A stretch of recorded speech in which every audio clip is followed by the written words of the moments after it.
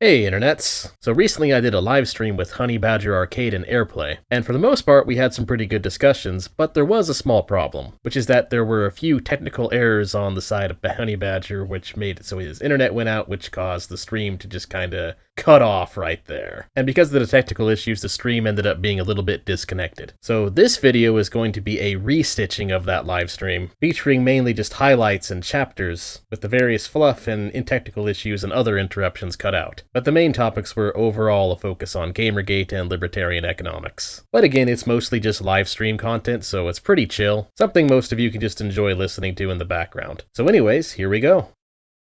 Come on, gaming when you're 40. When do you think you're gonna stop playing games? What's the age? What's the age? What's the cutoff age? When you're out of high school and college. You're a high school kid? Yeah, I'm out of high school. Yeah. How old are you? Why does it matter? Well, I mean, you foresee yourself in the future quitting something you love, like video games? Do you not love video games? You just cruise through it. I mean, I think it's a little bit of a waste of time when you're that old. But well, how do you know? You're not old yet. I mean, I can think of probably reasons that video games would be a waste of time for a high school kid, too. Do you have a 4.0? Are you in honor classes to get more than a 4.0? No, but... You know what I'm saying? There's more things you could be doing to improve your life than playing video games, too, right? Yeah, you can study and not play games. Hey, just recreation, man. Having fun. Ain't nothing wrong with that. Alright, then. All right. Oh, it looks... Okay, yes. Hello, everybody, and welcome to Honey Badger Arcade. My name is Brian. I am not confused about my gender. I have to remind everybody every time I start a stream. This is Vivian James. She is the face of Gamergate. She is the daughter of Gamergate. That's all it is, okay? It's not a thing about me, but unfortunately, I was born in a man's body, and I can't change that. So I have a very special bonus stream for you guys today. I am joined by John, the problematic white guy, who I don't know if his audio is still not working. We don't usually talk on Discord when we do our shows. We usually use Video Ninja, which if you've never used it before, you should. It's very, very cool. And I am joined by Airplay Doc, who is the brilliant gentleman behind his documentary for Gamergate, or it's specifically around the Airplay sort of like, panel discussions. And Mentiswave, who I've been wanting to talk to for a long time. I've been watching your content for probably about a year, and I like that you're one of the people who seems to hold the same values that I hold. You have like strong libertarian streak, big giant nerd, and I like that. So, I mean, I guess that's I'll take it as both a compliment and an insult in some ways, but sure. Yeah. No, I mean, I am too, but like, yeah, I mean, I think that one of the things that I thought was really interesting about your content was I have been involved in Gamergate since it started 10 years ago. Actually, I was talking about a kind of cultural infiltration before Gamergate started, because it was an experience I had when I was in college that started making me think that there was something wrong with our culture, because it wasn't organic. It was feeling more and more engineered, curated, and manufactured towards a certain set of ideas. And this for me was like a big deal. I wanted to like talk about it. Basically jumping right into Curtis Yarvin's Cathedral idea. Yeah. That's pretty much how it goes. Right, and that's what I saw, but I didn't know how to describe it, how to put it into words. So, but I was like, eyeballing this for a while, and even today, like with people that I work with, I have to like kind of try to help them understand that, like, a lot of the art that we see is fake. Fake as in, it's not something that people organically are drawn to. It's something that's being propped up, and we're being told this is what you have to like. This is the new normal. This is what you're supposed to love now. And it's like, well, okay, I can't necessarily take a political position on that, but I certainly have a gut feeling something about that is really, really wrong. So anyway, welcome to the show, Mentis. Sorry to throw this at you right away, but this is the kind of stuff I talk about with John, so. No, that's all fine. fact, I kind of expected this to happen, that it would be that kind of a discussion. And it is an important thing because I mean a lot of the core behind it, and one of the reasons I actually started my own channel is because a lot of people don't really understand what is causing it and how it actually goes. And you're basically right. It goes way before Gamergate. Actually, I mean you could even argue it started with the Federal Reserve over 100 years ago, but at the very least, it started about over 60 years ago. Yeah, I think I could. I've been thinking that it may have started with the Enlightenment. So I'm going way before that, or at least the French Revolution. But I'll take the Federal Reserve. I'm willing to start there. I think that's the most reasonable place to start. So what are your? Let me ask you this. What got you into this kind of Hoppian libertarian stuff? Like, was it Gamergate? Like, is that like a part of your story or what? Oh no, it wasn't Gamergate at all. In fact, Gamergate is honestly, I kind of have to talk about Gamergate just a little bit here first to really explain this. Gamergate is kind of the red pill for the generation below mine. See, I'm actually a little bit older than most people realize. I'm 37, so and but Gamergate, you're millennial, right? That's millennial, isn't it? Yeah, slightly older millennial. I'm born in the mid 80s, pretty much. And see, for me, most people, a lot of times, Gamergate is just their first red pill. For people who are slightly younger, if you're born in the 90s or if you're a Zoomer or something, then Gamergate might have been your first red pill when you were 15 years old or something. It might have been your first look at, oh, hey, look at all this institutional power that the left has. They just mysteriously possess, and they're able to use it to a point where they can just push bogus narratives. They can just say lies and then circulate the lies amongst each other until those lies are then canonized as true. That was just kind of Babby's first red pill for that generation. For me, I kind of saw it around the time of the early internet, and I really saw it around the time of Julian Assange and just the entire media just saying, oh, Assange bad because he showed that the US military is committing war crimes. And you're just like, what? Yeah. And if you were around the internet at that time, because I've been pretty much on the internet since 1995, and so it was very easy back then to really kind of already look up stuff and see what's going on. And what was interesting is back then is that the normies were confused. The normies were still very much not online at that time, and so if you were plugged in to the internet and you were able to actually go through all these things, you were able to see this stuff that nobody else was seeing, and you could just see the stark contrast between what the data actually says and what journalists are saying about the data, and you would realize to just an insane degree just how much journalists are lying about everything. And it's been going on for much longer than just Gamergate. Yes. And what got me into, I guess what you could say got me into the whole Austrian school theory, or Mises Caucus and Mises Institute, or Hoppianism, Rothbardism, however you want to spin it, because they have different theories, but they all kind of converge into the Austrian school theory. What got me into that was just reading. I wanted to read who actually had good ideas, and it kind of started, honestly, for me in high school when I realized that the far left is completely insane. Check. That's kind of where I started looking into more theory and figuring out what can actually stop these people, because my interactions first with sort of the social justice warrior types back in the late 90s and early 2000s, I was already started realizing that these people were a little bit nutty. A lot of their theory didn't actually make any sense. And so I started looking for theory that more agreed with my own philosophical takes. I kind of figured out a lot of the stuff that Hoppe figured out before I even read Hoppe. Yeah, before I even read Hoppe, I had basically already figured out a lot of the stuff. And that's why I call myself a Hoppian. It is simply because I figured out a lot of the same theory, and realizing the main problem is that we just kind of have a society that just likes conflict. We live in a society? Yeah, we live in a society, and the society likes conflict. And the libertarian right seems to be the only people who understand on a philosophical and deep theory level that no, we need a theory that is about avoiding conflict, not causing conflict, not this idea that about the culture of Gamergate, going back into that.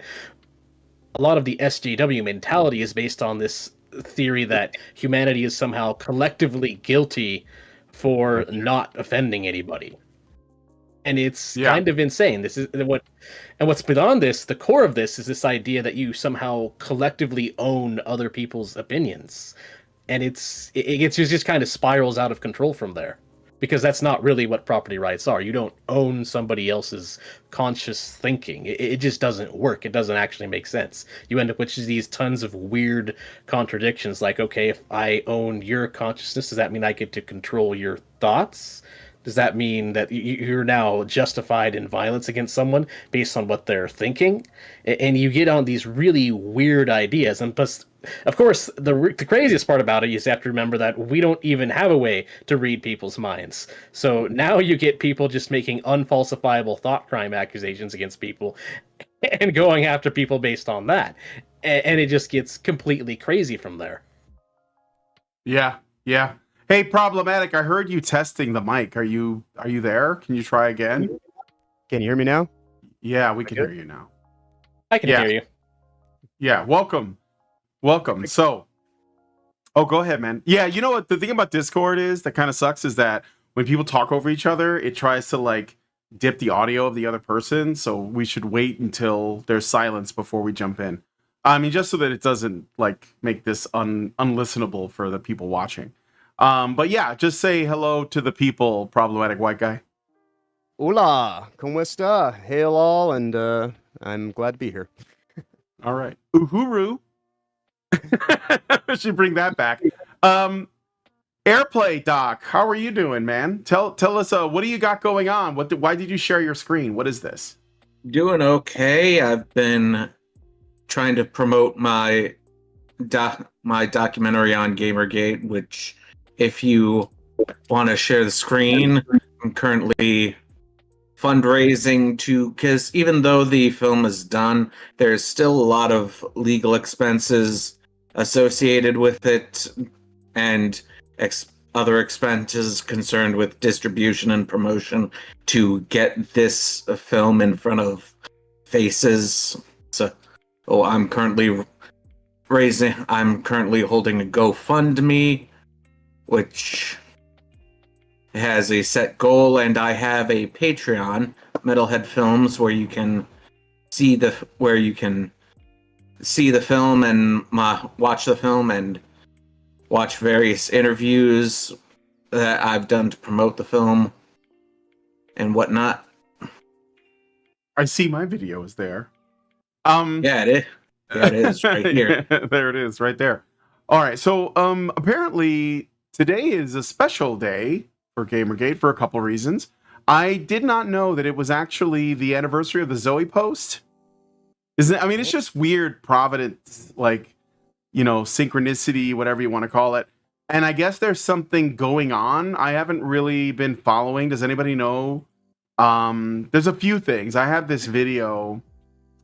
There's been a few things, a few happenings, and I thought maybe I'd get your thoughts on them. But there was a guy named, what is his name? Nade Shot. And he's been talking about how gamers are trying to destroy gaming and that they're happy that it's burning and collapsing. Do you know what I'm talking about? I've watched videos today, so I have not heard of this person, but it sounds like an interesting take. Yeah. I mean, gamers just decide which games they buy. That's all it is. It's just the market. I mean, whatever games gamers want to buy, that's what games should be being made. That's kind of a callous and simplified way of saying it, but that's just kind of how it goes. I mean, a lot of the problems we're seeing with gaming is that we have just a lot of weirdos in charge of gaming studios who are getting a lot of outside funding and making games that nobody actually really wants. Or at least not people who care about games for the gameplay want. Yes. Well, actually, I want to share this, but Airplay, do you? I see that you still have something up here. What do you have? Some happening, some news? What's this second win thing? Yes, just the other night, I forget his first name, Frost. He goes by the other Frost now, and who used to be employed with Second Wind, and has since left the, I guess, gaming collective over what he over disagreements with founder Nick Calandra, and he just, I believe it was just the other night, released this video detailing his reasons for his problems with Nick and why he believes he shouldn't work in games media. And it's rather lengthy, has a lot of screen caps proving his points, and brings up a lot of evidence, and it really shows how much of the problems which resulted in Gamergate are still relevant today. Oh yeah. The problem, because obviously the problems that Gamergate had in the beginning are not actually, they're not really about games. I mean, this is just like a small facet of a much larger problem, and it's essentially like, I guess the simplest way I could put it is people who want to be left alone against people who can't leave anybody alone. I don't know how else to put it, because it's just people who feel the need to manage other people. Like Mentiswave said, this whole thing about like what people do with their own money is such a simple concept that people just can't stand exists. So, well, yeah, I mean, that and Gamergate was just a symptom of a much, much larger problem of what exactly. you call the Cathedral. It's a symptom of institutional power in the wrong people's hands, pretty much. And really, it's a symptom of the state having that power rather than it should be decentralized and based on voluntary interactions, as opposed to what we have now, which is just effectively a ministry of propaganda. And it doesn't work. The only reason that I think people tend to blame Gamergate for what we're seeing right now is just that gamers tend to live in their own world. They don't really consume propaganda as much. We don't really care about what the mainstream media is saying. And in that way, it kind of makes the type of gamer who really plays games for gameplay, as in the kind of get good mentality, it makes it actually somewhat harder to pull the wool over their eyes compared to other forms of media it influences, such as, say, people who just kind of watch TV all day were already getting exposed to mainstream media brainwashing, whereas gamers were not. Gamers, especially in the 90s, were just kind of living in a very bro culture sort of bubble that was away from all of that. And so to that degree, Gamergate, when it was really coming out, when the institution of power was really bringing the hammer down on games as a media, it ended up seeming like a cliff compared to other media. Other media takeover was much slower, like the sort of far left takeover of Hollywood took place over many, many, many decades, whereas Gamergate, it just seemed to all of a sudden happen in the span of 5 years. Yeah. Could it also not be something about the nature of games themselves?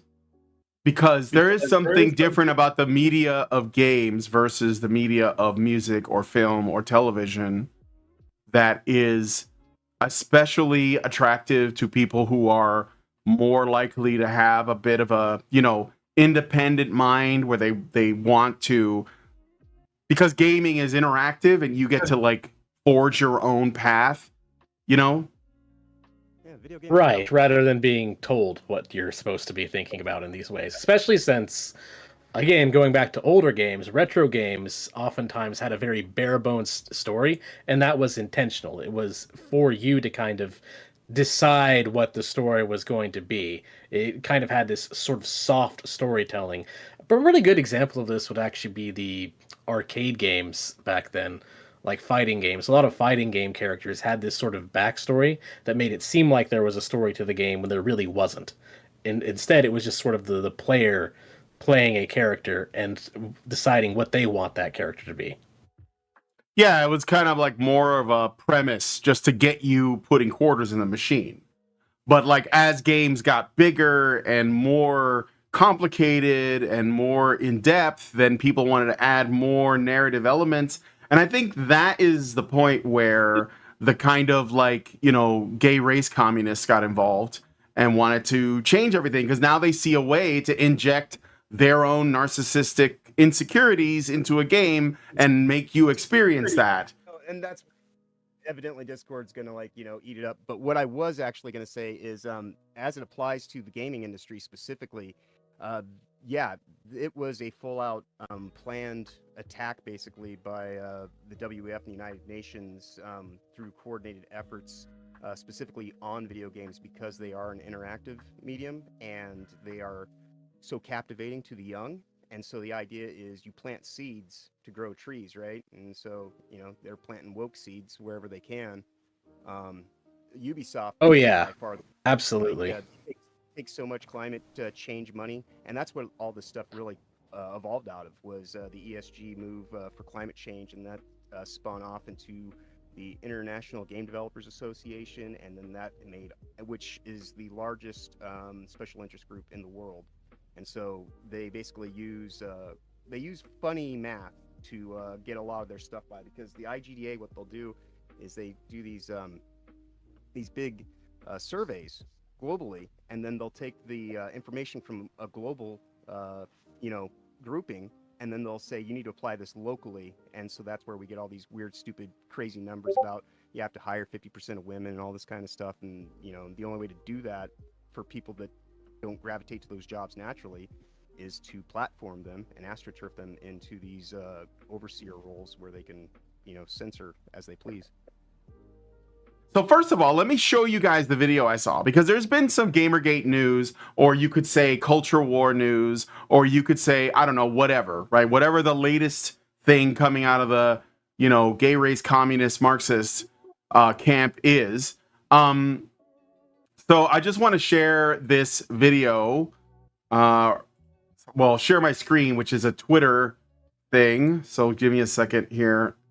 Share it. Share my screen. What is it? Oh, I got to stop watching this AirPlay thing. Sorry, AirPlay. I got to switch. I can't put a new thing on until I close the old thing. So there's just been discussion going on again about like, what do we have a right to spend our money on? Now, what's funny is actually, like right now, there's another conversation that's been going on, which is, do you even own your games? Because everything is like coming out and it's like, you're not buying games, you're buying licenses. And this is a different problem we could get into, but... Oh, Mentis, do you want to say something to that? Oh, on that? I mean, I would just kind of go into your thing lit up, but property. Yeah, for sure. And what is that? Yeah, I mean, intellectual property rights are already way higher than they should be. I mean, if you actually go into the Austrian school theory and study it extensively, we don't even believe in intellectual property rights because it's this idea that you can own a thought. And there's a lot of arguments for and against that. And overall, I've come to believe that the Austrian school is right, that we actually should just get rid of intellectual property because there's actually a lot of other ways for people to get funded if they have consistently good ideas and good content rather than just IP. Yeah. Yeah, IP actually just creates this really big problem where someone can sit on something and declare that nobody else can say anything about it. You have these really weird things. It's like Lord of the Rings, and we just happen to have like 6 different versions of Smaug that are, you know, controlling all the media through their various methods. I mean, you can't have a movie come out without rave reviews because, you know, the people that put out the movie also have a newspaper, a magazine, a TV, you know, multiple TV networks, all this support to reinforce the lie. So I mean, and also it prevents any kind of competition against sort of really bad woke injections because Marxists love injecting their ideology into media. They love it very, very much. Yes, they are big fans of it. In fact, it's like their religion. It's like putting scripture in everything. Right, for them. And the thing is, if you get rid of intellectual property, what you can do is you can remake the movie, but get rid of their injections. right? Mm-hmm. Oh, And well, you can I've pretty been much made. just completely screw them over by then redistributing your version of the movie that doesn't have their crap in it. And then a lot of people will actually prefer that because people don't really care for their preaching. The reason Marxists do that kind of preaching is because they understand that culture is really a big element of psychology. And this is actually a discussion I have with some libertarians as well, because there's some more left-leaning libertarians. By left libertarians, I mean actual libertarians who believe in a free market, not the socialists who are calling themselves libertarian because of positive freedom crap, which I have a whole thing with Vosh where I kind of explained why that's a bunch of nonsense. But no, I mean Yeah. actual real libertarians. And the main thing that the left libertarians have a problem understanding is that they think that culture doesn't matter. They think all this stuff we're talking about right here is something that shouldn't even be a thing. It doesn't matter. We can just stay in our little echo chambers and talk about Rothbard all day, and one day everyone will just magically become natural law theorists. And the reality is that's not actually how people come to believe things. That's not how human psychology works. And Marxists, they have a lot of things wrong. Their philosophy is completely way off the mark. But Marxists at least understand psychology, especially child psychology. They know that the younger generation will always love kicking back, they love relaxing, and so the younger generations will always love pop culture, and they'll always take what they're fed in the media or through pedagogy in the various academic institutions and whatnot. All you have to do is inject your ideology into that, and your ideology doesn't actually have to be good. It just has to have good optics for the younger generation, and you have to make it has look to hip feel and good. cool and trendy. Yeah, it has to give them good feels and be hip and whatnot. And that is how they get their ideology across, because they know that people, the vast majority of people, unfortunately, they come to believe things entirely based on emotion. And that's just a reality of human psychology. They come to believe things if they make them feel good. People come to believe things based on a mentality of what's in it for me. Those of us who just kind of get into that sort of philosophical autism of I want to know what is true and I don't care about anything else, Yes. we're actually a rarity. We are a severe rarity. Oh, for We're sure. maybe For sure. 5% of the population at absolute most. The vast majority of people are just interested in what gives them good feels and what they can immediately benefit from. That's how people think, and you kind of have to pander to that, unfortunately, in order to actually get people on your side. Marxists get it. Marxists absolutely get it. That's why they feed this idea that, oh, the reason you don't have stuff is because the evil capitalists are exploiting you. And if you just accept our ideology, we'll give you free stuff. Free stuff for everybody. You get a free house. You get a free house. You get free food, free medical assistance, free this, free that, free.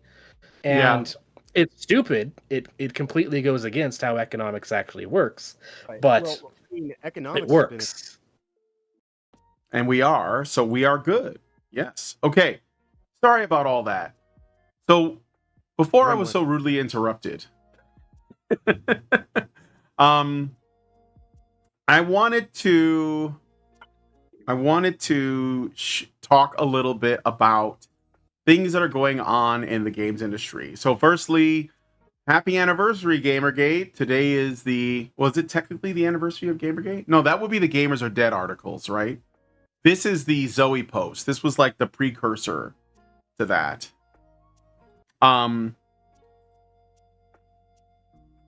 So anyway, are you guys still there?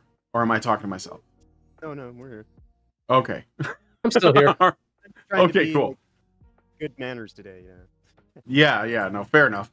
All right, let me share my screen now, the thing that I wanted to talk to. Panzer says, redacted him with hammers or with a wood chipper. Oh, you guys are talking about something else. Is this just like, I don't want to stream this. I just want to screen share, yeah. All right, so I want to share this. Wait till it loads up. Hopefully this doesn't kill my internet. And this is, well, let's watch this video. Let me know if you guys can hear it. Okay. There's something weird that has happened in the gaming community. I'm serious too when I say this. For some reason, everybody in the gaming community they want games to fail. It's very bizarre. Like, the whole thing with XDefiant is still, like, stumps me to this day. People complain about not having enough games to play, but when new games come out, even before they had played it, they're like, that game sucks, I'm not going to play it. Listen, man, if we keep tearing down these studios trying to make good games, like, yeah, not every single one is going to be fun, and not every single one is going to be a hit. But if we're sitting here, like, preying on its downfall before the game even comes out, what do you think's going to happen? Nobody's going to be investing in gaming and making new games. And you're not going to have shit to fucking play. You're going to be sitting here playing MW2 Remastered Edition. You're going to be sitting here trying to play fucking the same old games for the 1,000th time because Doing that already. these billionaires and fucking multi-billion-dollar publishers, they're not going to greenlight any new games, any new concepts, any new IP. I mean, I try to put myself in the shoes of myself when I was like 16 years old, but I can't. I was excited for new games when they came out. The problem is now we have too many options. We've seen too many different games. We've seen too many different ways to interact with games. Like, back in the day, bro, in 2007, when Halo 3, Gears of War 1, and Call of Duty Modern Warfare dropped the same fucking year, bro, we were lined up outside of GameStops, whether it was in a mall or attached to a fucking Hollywood Video, sitting there waiting, camped out, drinking fucking Mountain Dew, waiting for these new games for the midnight release. Everybody was so excited about it. Now when new games come out, we're fucking sitting around a goddamn fire witch artifact, like doing a satanic ritual for the game to fail miserably. I don't really get it. There's something weird. Oh, sorry. Yeah. So this, like, created quite the conversation. Want to ask questions? Consumer product. Yes, right. Why are the standards, like, what happened to gaming? And it's funny because he's kind of answering his own question, because he's like, oh, we used to wait, in lines that went around the corner from a GameStop to get our hands on the new Gears of War or Halo or whatever the hot game was. And now that enthusiasm isn't there. So well, yeah, because back in the day, people could count on the fact that those games would actually be good. But now that AAA studios are all run by just complete idiots, really, that don't actually know what they're doing, now people aren't excited for new games anymore because they're just all kind of press X to talk to NPC walking simulator games. The gameplay, the actual challenge is gone. People can't actually count on AAA studios to produce games that are new, exciting, and interesting anymore. Yeah, that's just kind of that's a symptom of, again, the fact that a lot of sort of far left ideologues have injected themselves into the industry.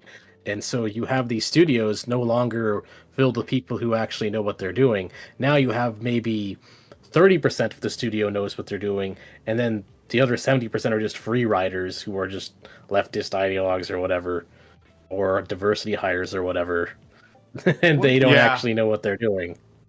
Yeah, one of the things he said, though, is kind of laughable, where he's just like, if we don't buy these games, you're just going to get the same thing over and over again. That's what we have already. And I would say to this, because I don't agree, especially that video that I put out today for Defect. It's a brand new indie game. It's coming out soon-ish. I don't know too much about it other than, like, I saw it this morning. It kicked my face in the best way, and I'm like, I have to tell everybody how great this is, because it's essentially like a team. Was it like it's like Judge Dredd, basically? Like, somebody didn't have the rights to Judge Dredd, made Judge Dredd the game. It's like, well, yeah, why didn't we get this sooner? Yep. One of my friends that I knew back in college, at least, he's one of the senior design leads on it. So that's why I even know about it. It was just in my Facebook feed this morning. It had, like, next to no views. I put a video out on it a couple hours ago, like, just because it was, like, I was so hyped about it. And that's the thing, is, like, there will always be passion. There will always be people who are willing to do it for nothing and put it out on Steam. And we just have to find new platforms and not play to the idea that we're going to do stuff for Microsoft and go along with all their weird arbitrary bullshit, or Sony's, or even Nintendo's for that matter. You know, like, and not to say that Steam's perfect. There are other indie platforms, and that's part of the thing that we should really make this Gamergate 2 cultural about, is actually supporting the independents and not playing the game that they want us to play, which is just, you know, taking on the shame of being the bad audience that doesn't know how to, like, you know, accept that it's just the way games are made nowadays. Another reason why intellectual property isn't really necessary. Yes, we should talk about that a little bit. I got a super chat. I want to read it really quick. Thank you from Serathis. He gave us 1,000 huffs. I think a huff is a Hungarian currency of some kind. So thank you for the huffs, Serathis. And he says, I wasn't aware that ICMI 24 was here in Hungary. Also, I have been having more fun with old games. Doom just had a new episode released, and it's great. Doom? Like when you say Doom just had a new episode released, is that like somebody made a mod for it or something for the old Doom? Or are you talking about Doom 2016, 2014, whenever that one came out? Well, thank you for you gotta that. specify which Doom. Yeah, I don't know what Doom you're talking about, but thank you for the super chat. He says it's a Hungarian forint. Oh, I don't know. I don't want to know how much that is in American dollars. I'm just gonna go with not as much as you think. So, but thank you so much, Serathis, for that. Doom from 1994. Oh, so the O is an official episode for Doom 2. So they're still making content for Doom. Oh yeah, my friend Dan was telling me how he's playing that yesterday. Who tangentially is actually involved in the original Gamergate. He was part of the Boston Game Fig, where I'm off to Japan and I'm just leaving everybody holding this situation. He was one of the people who had to clean it up, but yeah, he said he was streaming it yesterday too. So I wasn't sure, but I thought yeah. So let's talk a little bit about what this guy's thesis is. I guess he's essentially saying that people should be buying games because otherwise consequences. I don't even know what they are, but what is you know what this is? You know what this is? I have a term for this. I don't know, maybe it fits. Mentis, you let me know what you think. There are people who will justify awful products just because it's a brand that they like, or because they believe that they have a duty to support an industry or a corporation, regardless of how that corporation actually treats its customers or its fan base. And I call them culture junkies because they're addicted to content. And they don't care. Like, they will make excuses. Like, they'll go watch whatever the new Marvel thing is, or the new Star Wars thing, or the new Star Trek thing. And then, you'll ask them, what did you think? And they'll be like, well, it wasn't the strongest, but I still enjoy it. They'll like make excuses for how awful it is because they can't bear to just stop consuming it. They're addicted. Yes, Consume right. Product. That's kind of why I said, so you're right on that. My main take on that, I think I've actually already said this on one of my videos before, but my main concern on it is that the eternal product consumer is at its core just a form of anti-intellectualism.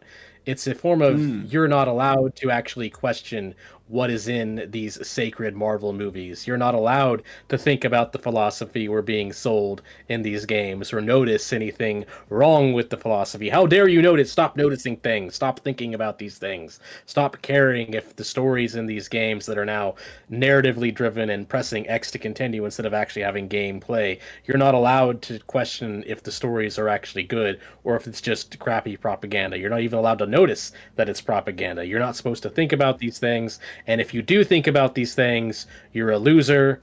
You're a weirdo for thinking about these things. You're not allowed to question any kind of thing. You're not allowed to use logic, not allowed to use reason. Yep. Do not ask questions. Just consume product. It is just pure anti-intellectualism. You're not allowed to think. You're just supposed to consume. How effective do you think that is? Well, sadly, it's a little bit effective because clearly these people actually exist, but all you really have to do is point it out, and a lot of people will not fall for it. Yeah. I mean, once you realize that this kind of thinking is just kind of not thinking at all, really, it's thinking about anti-thinking. Right. And you kind of realize that it's really cringe. It's very cringe.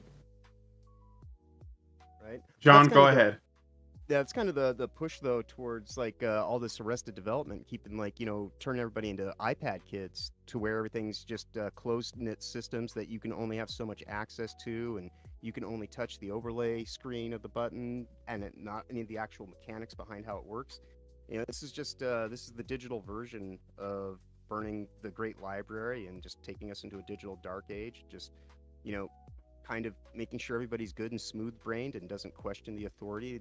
They have to know their role and dutifully take orders, and just and that's what Oh yeah.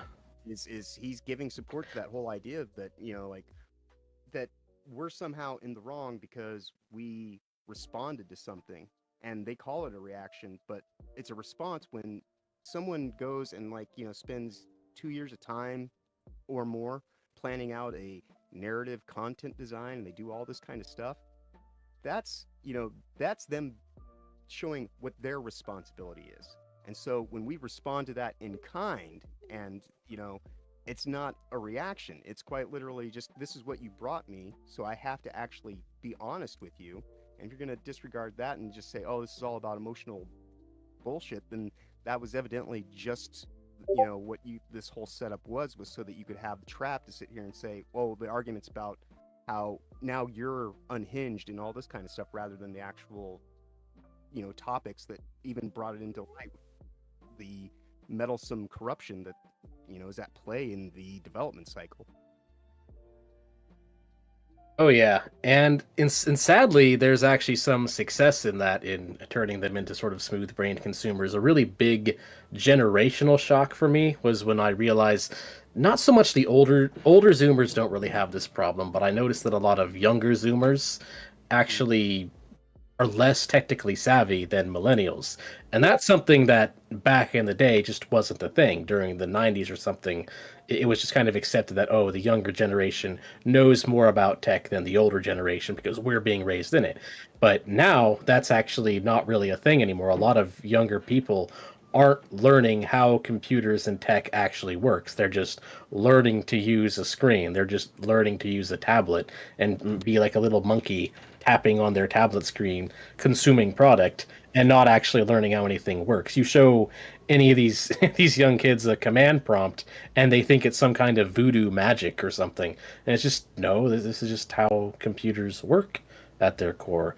Or you try to explain computer logic to them, like the on-off logic and gates and how these things actually function. Again, they just think it's some kind of voodoo magic. They don't actually know how anything works. You try and get a kid to install Linux, and they can't do it, which is just that's not how it worked back in the early 2000s, at least. Kids could install Linux all the time, but now the next generation of kids, that's again more voodoo magic to them. They don't actually know how any of this stuff works. And there's definitely a interesting conspiracy theory on that, on is it intentional? And yeah, some of it probably is intentional. They want people to not actually tinker with their devices. And it's just kind of a way of maintaining the intellectual property monopoly and making sure people are only consuming the approved content. Yeah, Yes. they're doing everything they can to keep everybody just caught in that bubble. So Be back you're on the discussion about intellectual property. you're back now. That's where we got cut off, Airplay. Thank you for reminding me. So Yeah. go ahead and tell us, what are your thoughts?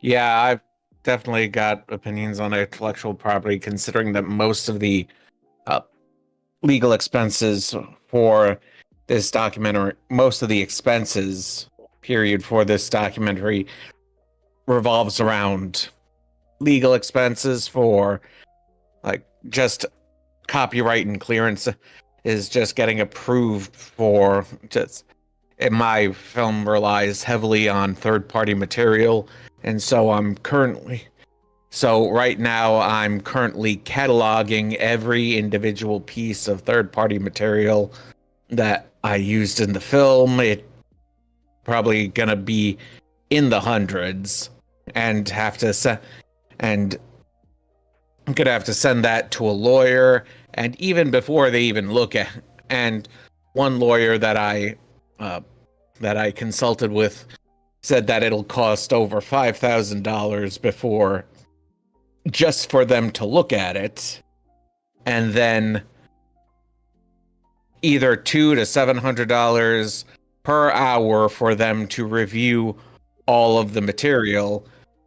And on top, and once that's done, gonna need errors and omission to make sure that everything is cleared. And after that, it's gonna cost like around $600 a year for the errors and omissions insurance.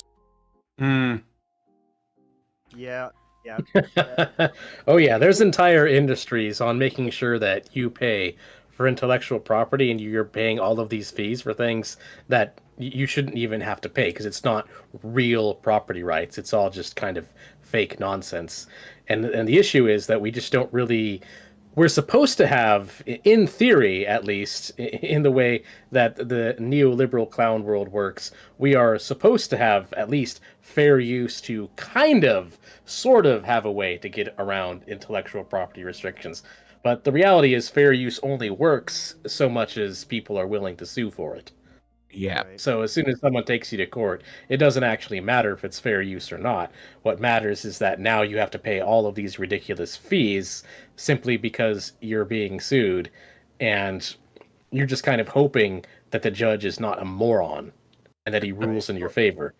We Because used to technically, have- pretty much every single fair use law should be, every single fair use courtroom case should be ruled in favor of the person who is using fair use, because again, it's fake anyway. Right. But occasionally the judge is an idiot. Justice. But now, what we have is just legalese that's, enforced quite literally. They call it law enforcement, and that's what it's about, is just the enforcement of the law. It has nothing to do with justice. It's, it doesn't make sense because it makes billions. Well, yeah, that's just another consequence of having a law that's based on statism rather than based on any kind of ethical model. That's, I mean, getting into the sort of Hoppian ANCAP theory, if you want to go into that, a lot of one of the ways that's actually achieved is that courts get replaced by private courts that rule on actual natural law ethics and actual philosophy, whereas now we don't do that. When you have a statist form of law, what happens is people just rule on what the law says. It's just people arguing over what the laws, the specifics, and the I's dotted and the T's crossed, and if someone fails, then now it's okay to put them into a box at gunpoint. That's pretty much how our law currently works. It's not actually about who's right or wrong, it's about how the law is actually written, and it doesn't really work. Sometimes it can work. Sometimes the law works and rules in favor of property rights, but a huge portion of time it does not. And so that's why you end up with a lot of non-violent offenders in jail. You end up with a lot of people being sued for very stupid reasons that shouldn't even have anything to do with the law, and because they don't, again, have anything to do with property rights. And you just have a lot of total nonsense going around. And I mean, we could talk about something like this all day. Like, it gets really, Sure. really evil. It gets into things like patent trolling and copyright trolling. And there's multiple documentaries, actually, in fact, on just how evil patent trolls and copyright trolls are, where they'll decide that they own the very idea of putting an app on the App Store and then just sue everybody who puts an app on the App Store. And it's all these lawyers are just exploiting these laws to gain money. They don't actually care if it's morally right or wrong. It just all goes through the court as whether or not it's against the law or not. And because the law is written by idiots, we're in this bad situation. Well, I mean, there's also even worse around the corner. It's called the safety and fairness policy that they're putting through as terms of service writers, and basically, Oh boy. their whole setup is that for the safety and fairness of the corporation, they reserve the right to censor you. And, you know, that's just part of the terms of service agreement. And so that's everything. That's why everything is being moved to service models and everything like that, so they can sidestep and circumvent laws and instead just make it about, you know, privacy rights. And you've got all this arbitration caught up in it to make it all about the legalistic aspects of he who has the gold basically makes the rules or can nickel and dime the other person to price them out of competition before they can even get started. And that sounds like what they're doing ostensibly to your documentary and just pricing you left and right. Well, yeah, and that's actually that's the intended purpose of a lot of patents and intellectual property rights, is that it's intended to create an unnatural monopoly that you now have to pay all of these people an insane amount of money in ridiculous sums just to make your product. And it's just a way of maintaining that monopoly so that you can't compete with them. Hollywood doesn't want you competing. In fact, a lot of big Hollywood corporations, they lobby for these laws to exist. They know that they screw over the little guy. They know that it stifles competition. They know that it's preventing documentaries like this from getting out, and it's all intentional. It's legalized racketeering. You have to pay protection money to see your way through the process, and if you don't have the money at the right time, and even if you have the money, they can still say take that out, and take that out, you know. So it's, yeah, they've slanted the table incredibly hard through a whole bunch of legal malfeasance over the last 30-40 years especially. I mean, it was bad before, but this is something else entirely now. Yeah, for sure. I got another super chat. I'm going to read it really quick. The Grizz gave us $10. Thank you, The Grizz. I'm going to play a little sound for you. All right. And he says, parents don't have time to be sitting at G-Stop, and kids are playing Roblox, FN, and MC. I'm not sure what those stand for, but I'm sure that's like really... Oh, Minecraft. I know that one. Fortnite. Oh, Fortnite. Yeah, sure. My nephew's into that. I think the demand for games like, for me, Sly 2, Jack and Dexter, don't have a high demanding audience, unfortunately. Well, I think that there is like a desire to shape what the industry looks like. And this is where a lot of this rejection is actually coming from gamers. Probably older ones, like, you know, older millennials, Gen Xers, like myself, that, you know, we don't necessarily... Like, when I was growing up and I was into games, let me switch my camera really quick. When I was growing up and I was into games, I was like, I wanted to see how advanced they could get. You know, when I saw parallax scrolling and like mode 7 scaling, I was like, whoa, it couldn't possibly get more advanced than this, right? But obviously I wasn't prepared. But what I'm not happy with is that we are also getting to a point where we just don't own our own games. Like, if you buy games through Steam, you buy games through the Xbox network, you buy games through the PlayStation network, whatever. Unless you have a physical copy that isn't blocked by some, you know, online only or always online license or something, do you even own it?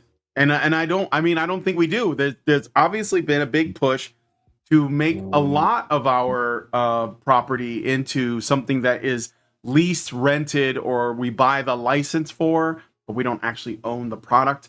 And this, by the way, is why if you can, I recommend that you try to get physical copies. So don't let GameStop die.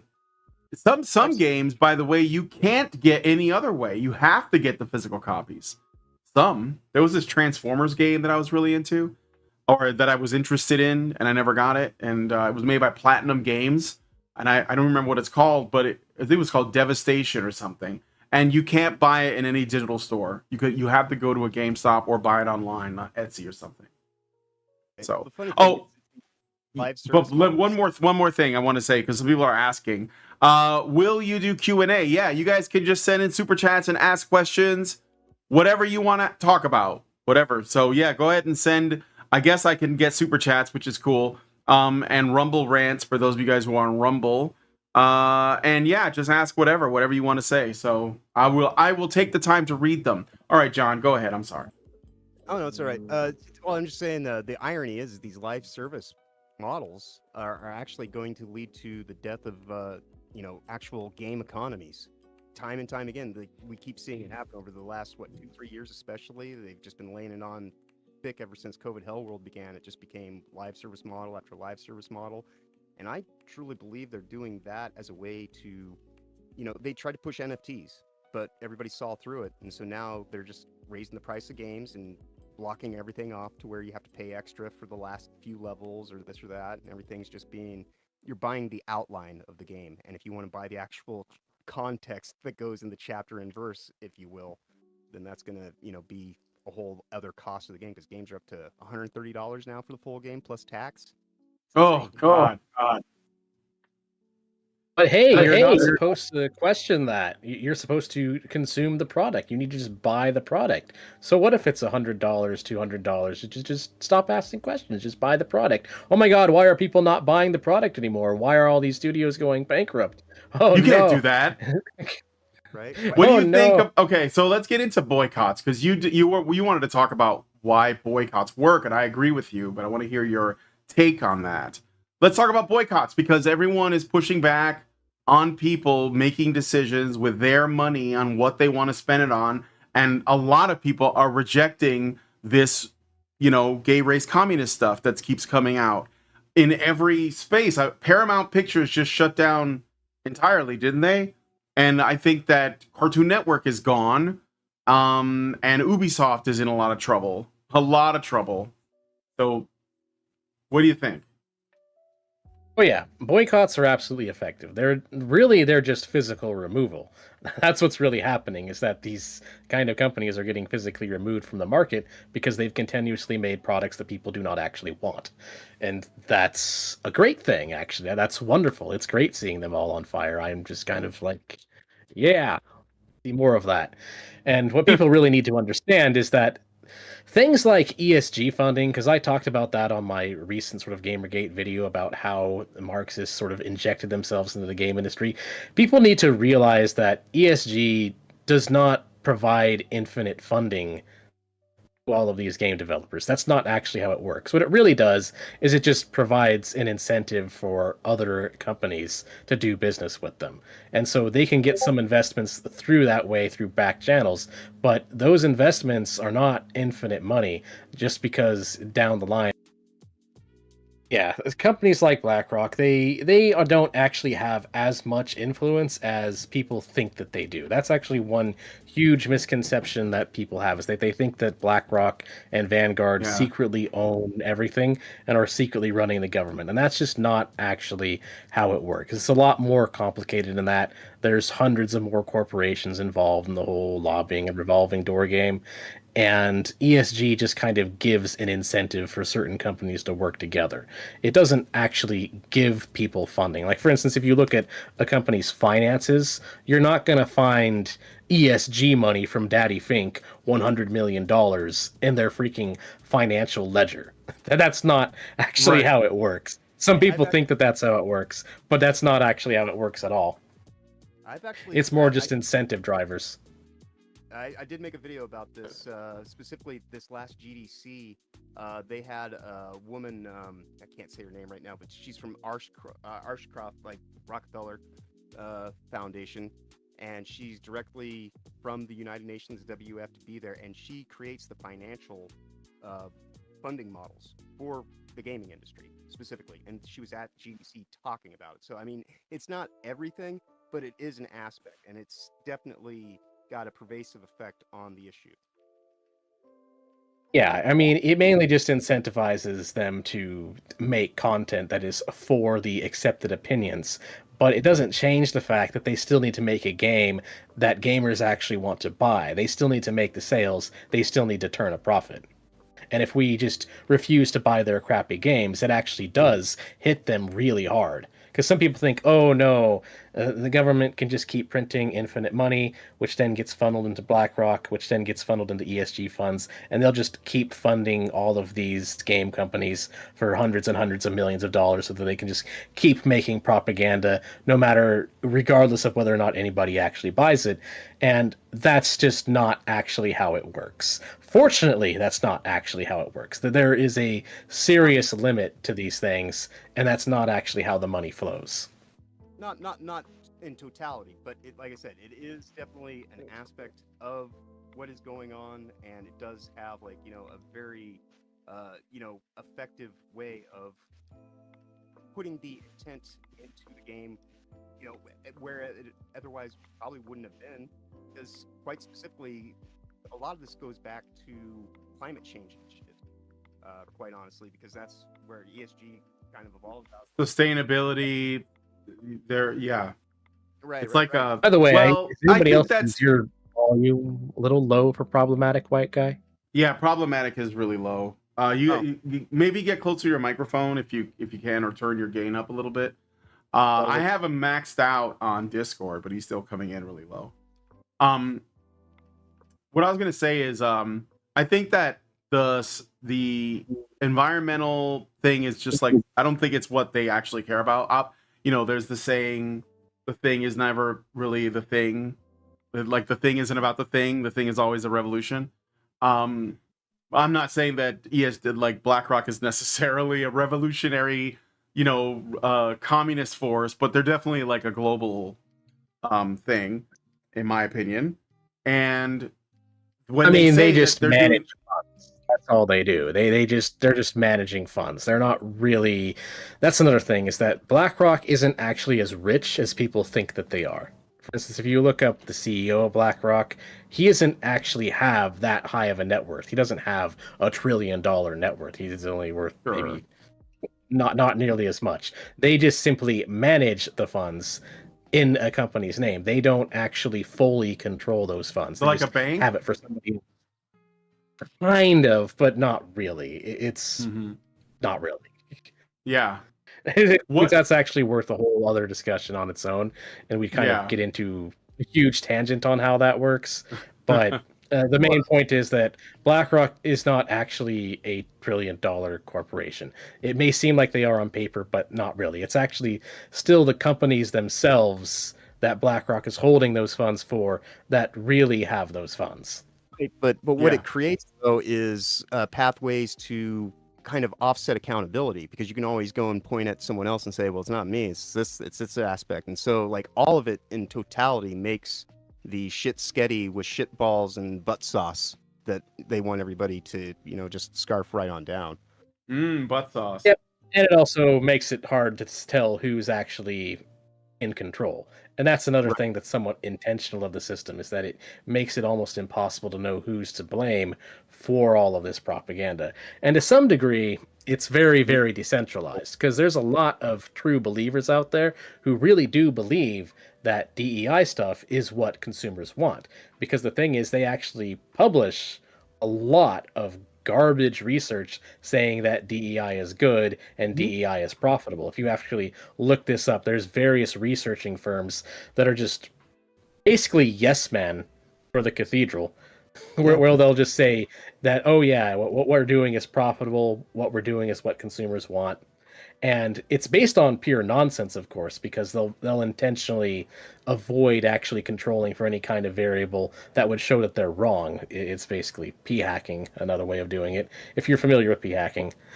And by not actually controlling for anything, they can make it seem like DEI is what people want.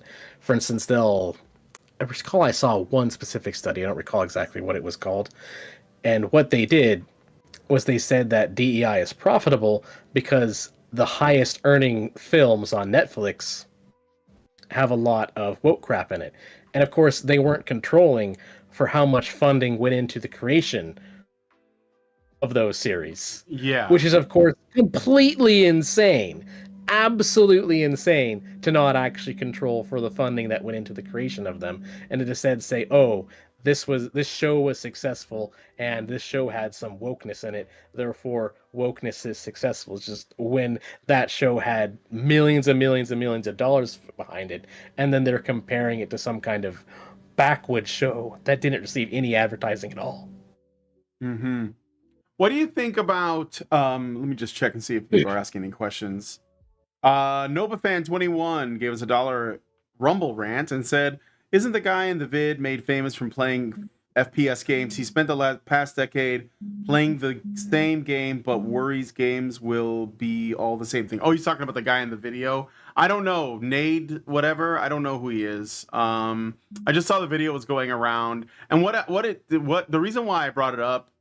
His name is Nade Shot. The reason why I brought him up is because I think that there's like a lot of damage control coming out of like these like larger, more popular game streamers, and I think that it's probably astroturfed, and I think it's probably in service to the Cathedral, and I think that it's probably a means to use clout to get people to buy games that that people would otherwise not be interested in. And I think if you're talking about influencers, I have to actually kind of interject on that, because as you know, I have quite a few subscribers. I'm just big enough to actually see this in my own stats. So when you actually look at the stats of your videos and your engagement, when you're getting tens of thousands of views, and you can actually start seeing what gets you impressions. Impressions being the number of times that the algorithm actually shows your content to other people. And every single influencer or creator or whatever you want to call us, every single one of us that is above, I'd say, probably 25,000 subscribers, many even less than that. I mean, it's possible to notice this even when you're at 1K or something. But every single one of us, without question, unless they're just completely clueless, unless they're just a complete invalid and have zero pattern recognition skills, every single one of us knows that these big tech algorithms give you more clout and more impressions based on whether or not you have correct opinions. Like, for instance, right now, just to kind of go on a little tangent, I've already noticed that, for instance, any video that is critical of Kamala Harris gets less impressions, about 50% less. Just outright, you get less impressions if you're critical of Kamala Harris.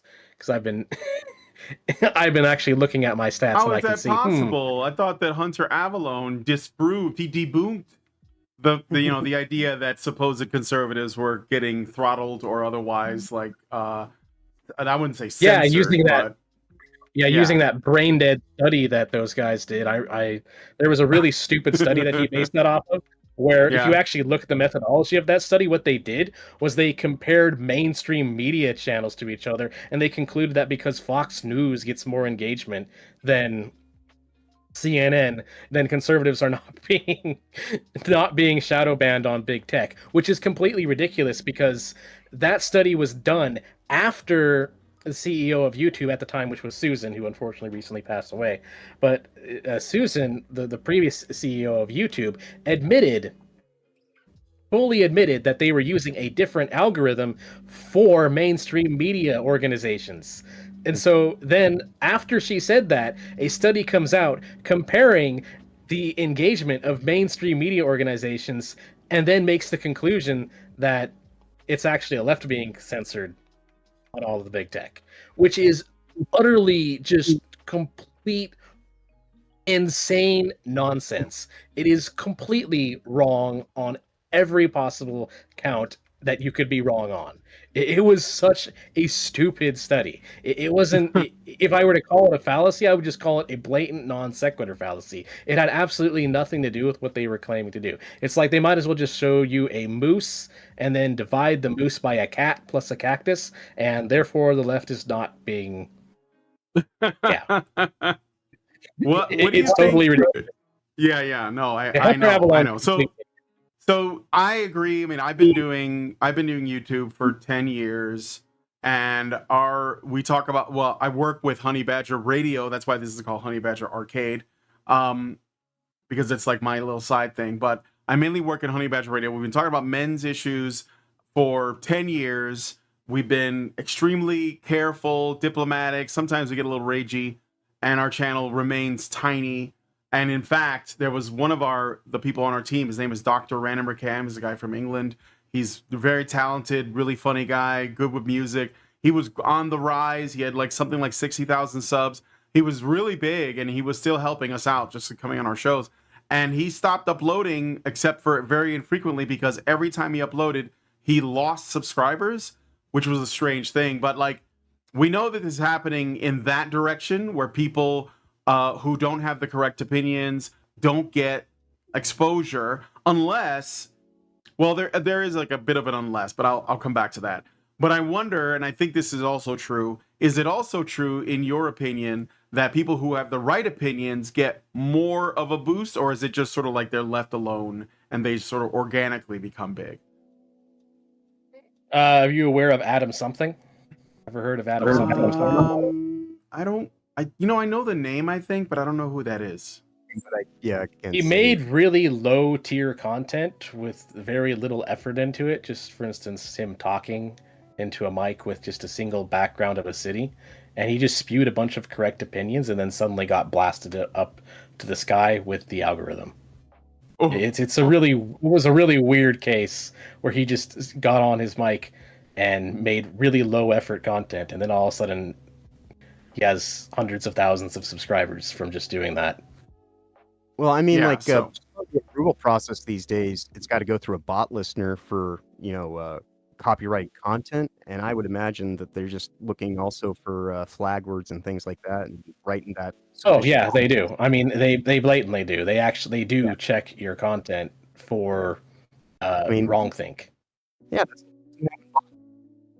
And they don't censor you. They just don't let you reach as many people. This is why I'm like doing this, mad scientist Dexter's Lab thing where I have like a vertical stream and a horizontal stream and a Twitch stream and a Rumble stream, because I'm just like, I just want to reach people. and YouTube doesn't like me. Yeah, it's specifically called demoting. In the Google's API, it's just called demote, I believe. That's what it was called, because there was actually a leak of their code that showed what they have for functions for actually deciding how the algorithm goes through things. And one of the things we found is that it's in the code to demote or promote certain topics. And that leak didn't actually show which topics were being promoted or which topics were being demoted. We just know that it's in the code that they could do it, which then, of course, just immediately begs the question, well, why would they have that in the code unless they're obviously using it? So it's not even really a conspiracy theory at this point. It's a fact, and anybody who denies it either isn't aware of the leak or they're just, again, spouting that because they want to be put on the good boy list. Right. They're either ignorant or they're complicit. Ignorant or complicit. That's why I called a lot of them grifters.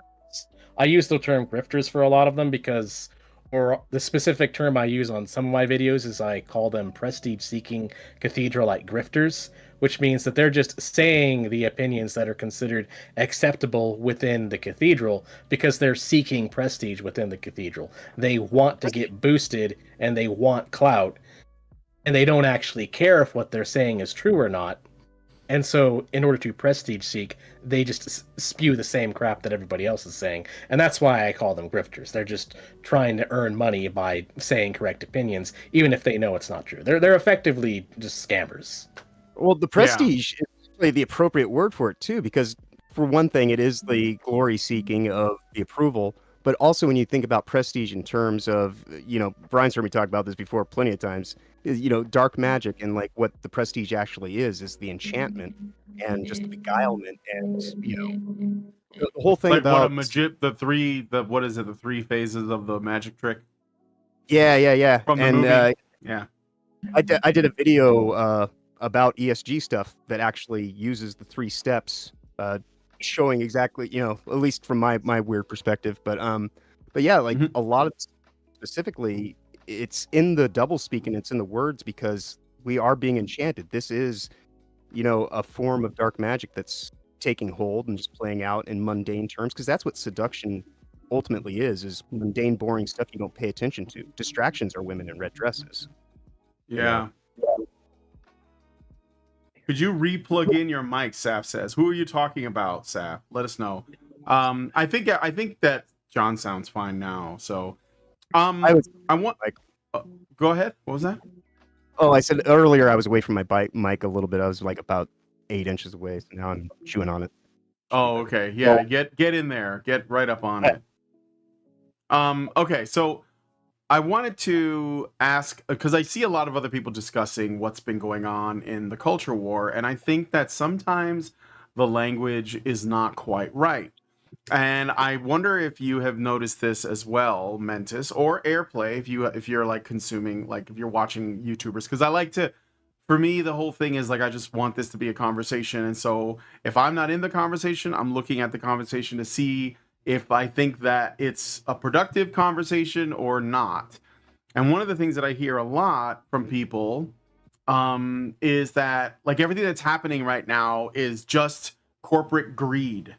Now, and I think that's a really oversimple and a little bit imprecise description, because why would corporations have greed and profit as their primary motive while also trying to deliver content or products to an audience that doesn't like it? And when that audience says, I don't like this, they insult and attack them. Oh boy. Well, Yeah, Airplay, you want to go first? If I forget what his official title is, I think he's a geopolitical strategist. Peter Zion. He says that much of ESG and DEI is just corporations trying to figure out their place in a sort of post neoliberal order where we are currently seeing with social media over the past 10 years that there has been a lot more stronger voice of the public, and that if you want to gain political power, you're going to have to be a lot more populist in your stances, and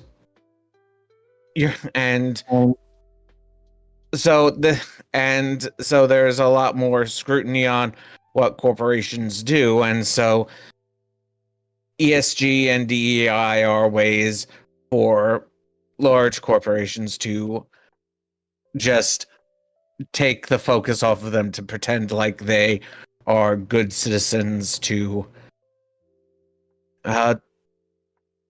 just give themselves an excuse for existing. Yeah. One of the And reasons basically, why... you're just saying corporate virtue signaling. What's Go that? ahead. Well, I was just saying what he's really alluding to is just corporate virtue signaling and how it works. Like, for instance, on Pride Month, they'll all change their logos to the Pride flag and then change it back, and that's pretty much about it. They don't actually do much of anything else. And in a way, that's actually kind of a white pill. It kind of lets people know that a lot of this is fake. And in some ways, that's actually a good thing that it's fake, because it means that we're not actually as far gone as it appears. They're just doing what they think they need to do in order to fit in with the rest of society. They're effectively another way of prestige seeking to the Cathedral. A lot of corporations that are already big, like for instance, let's just say Wendy's fast food restaurant, changing their logo for the Pride Month or whatever, something silly like that. That really doesn't matter. Like and a drag honestly, queen, nobody Wendy's. really care about. Yeah, I've been reading. But the reason they do that is not so much when you're already a big corporation. Prestige seeking ends up just becoming a survival mechanism. Yeah, It's saying, yeah, we're good with everybody. We have the correct opinions now. Leave us alone and keep buying our product. That's what they're really saying. Yeah, I've been recently reading Martin Gurry's Revolt of the Public. It's over 10 years old now, and it's really and in the forward, in the prescript, that it on the latest edition, the most current edition, of how he's saying it really predicted the rise of populist movements like Trump and Bernie and whatnot, and that the way that social media is going to be able to destabilize established institutions and established ways of doing things, and that in a way that the public already, the people or the public, have some kind of voice now. Only in the past 10 years that voice has been incredibly muddled, and that there are so many is that there were so many different kinds of people. Like I would say that Gamergate versus social justice advocates, that's one of the kind of conflicts that can arise when it's just one population against another, and it's really the public trying to put themselves and formulate different tribes. Well, I think they want people to remain dimly illuminated, in a life that's lit by gaslight. It's just the halcyon glow of something that's kind of truthy, like truthiness, as Stephen Colbert used to say when he was funny. I was gonna say one of the reasons why I take issue with the greed argument is that it treats greed as something that only exists as a result of what people would call capitalism. I would call it. Well, the reality is greed is good. Yeah, right. And greed is a human thing. It's not a thing that is created because trade exists. Like when there was like two cavemen and one of them looked like he had a bigger piece of meat in his hand after the kill than the other, and that guy like essentially tried to get it from him one way or another. That was before they had currency or anything.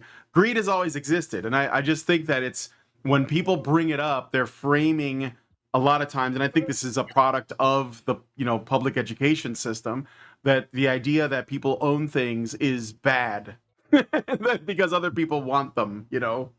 Yeah, and honestly, greed is actually a virtue, and it's a great virtue. Greed is just the logical conclusion of the reality that man wants things. And if you think about it, if man didn't want things, we wouldn't have anything at all. All of trade and all inventions and everything mankind has ever created is because of greed. We saw something and we wanted more, and we decided to turn this earth into something that we wanted it, and that's why we have the civilization that we have now. That's why we are not stuck in this permanent state of poverty that our ancestors from tens of thousands of years ago were stuck in, where they're just living in a cave or whatever and have nothing and die at the age of 20 of some kind of infection and from just an animal bite or something, because they didn't have any antibiotics back then. Greed is wonderful. Greed is lovely. Everyone should love greed. All hail greed. Well, Greed is one of the best things that humans have ever had. And the whole greedflation thing, if you were going to ask about that, because actually it's funny you mentioned greed, because Harris just recently finally came out about one of her economic policies is going to be, and she's taking Robert Reich's take on the whole greedflation, where she's blaming the freaking PepsiCo for selling their snacks for too much money, rather than acknowledging why they're increasing their prices, instead saying that inflation is actually being caused by greed and not by the government printing infinite money and whatnot. And that has nothing to do with it. Government regulations have nothing to do with it. None of the lockdowns have anything to do with it. No. It's just all greed. That's certainly would be the Ayn Randian interpretation of greed, the objectivist position. The objectivist position. It's more just I would say that it's more of just it's just more of a human proclivity, human drive that. Yeah, it's a human drive. It can have. I think it can lead to violence or something like that. Yeah, negative repercussions. But yeah, we all humans have drives, and the best way to, and what's and the best thing to do is to put those drives towards constructive ends in the way that'll benefit people, and hopefully not be destructive towards other people. Right. In other words, just all you have to do is respect other people's property rights. Because yes, greed can cause a problem, but that's only if you do it unethically. That's only if you don't care about someone else's rights. As long as you do care about other people's rights, and as long as you are following an ethical model, then greed is actually a wonderful thing. So that doesn't really mean that greed itself is bad. It's actually just violating other people's rights that is bad. Yeah. Well, One of my people kind of conflate that with disliking greed, which is an incorrect take, in my opinion. One of my biggest influences was Penn Jillette of Penn and Teller, and I followed him over the decades or so. And recently he's come to be very questioning of the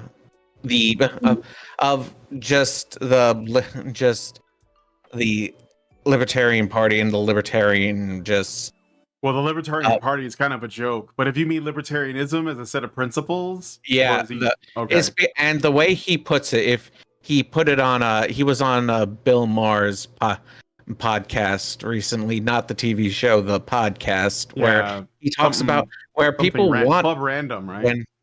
Club Random, where he talks about when people talk about libertarianism, they always talk about the benefit. They always talk about the benefits of libertarian, but they never talk of libertarianism, capitalism, and whatnot. But they never talk about the responsibilities. I was going to come back to that. I think that I want to talk about libertarianism and if there is a space for morality in it. I think this has been coming up, like Dave Smith. I don't know if you guys like Dave Smith. I like Dave Smith. And I've seen him do a couple of debates. Oh no, he's like a comedian. He's been on Joe Rogan a few times. He's been really active after the coof. Yeah. The COVID business. Yeah, a lot of people when they talk politics, they talk about the benefit, what is the benefits to their sides, and I don't hear a lot of people talking about one person that I do hear talking about responsibility is Vivek Ramaswamy, where he's talking about mandatory national service for all high school age young people as a prerequisite for voting. Citizenship. Would you like to know more? No. We don't need to feed the next young generation into the military system. Service. It could be the military, but it could be also just other means of public service, just some other forms of public service as a way to get people invested in their country and to actually invested in their other country, in all of their other countrymen that I no can longer turn understand out where to. Vivek is. I can understand where Vivek is coming from on that. He wants people to care about the society that they live in, and so he's thinking that service is one way of doing it. The problem is that assumes that the best way to get in touch with your society is to join the state and do what the state tells you to do, because that's really what the current military works. And so that doesn't work at all. All that does is just learn to love America by bombing more children under 5. There's actually an interesting documentary from MRH Legacy called The War on Children Under 5. And I would recommend people listening to this who haven't seen that already give that a watch. It's 2 hours long, but it explains why putting people into service doesn't actually work, because the way the United States military operates, unfortunately, is very deeply evil and very deeply corrupt. Pretty much all of our wars are based on lies. It doesn't have to be. It doesn't have to be military service. It could be things like helping out the disabled and the elderly, or helping out the sick and infirm, and whatever, things like that. Okay, that's a little bit better. That's fine, but military, no. We spend way too much money on the military. We basically taxpayer fund genocide. That's how the United States military works. Well, It's we very literally take stupid. millions of dollars and turn it into weapons to blow up money. I mean, ostensibly, that's what bombs are, right? It's a whole bunch Yeah. of money that goes up in flames. And yeah, what I don't see from a lot of the from a lot of people on the left and progressive side, they keep talking about all of these about European countries with all of their with all of their big welfare states and nice social benefits. And what they never mention is that a lot of these European countries have mandatory national service as a prerequisite to many of those, to many of those social benefits. If I could Yeah, ask- and a lot of those European countries are even worse than the United States in terms of allowing leftism to take over their countries. So yeah, that's definitely not going to work. Yeah, I just wanted to circle back to when you're talking about, the benefit of greed. I believe that, there's prosperity is definitely something that people should strive for in what they do and to get rewarded for the efforts that you put in and be acknowledged. But greed's kind of a perversion of that. That's saying, well, I not only need my portion, but I need the whole system to fall in line with my control scheme.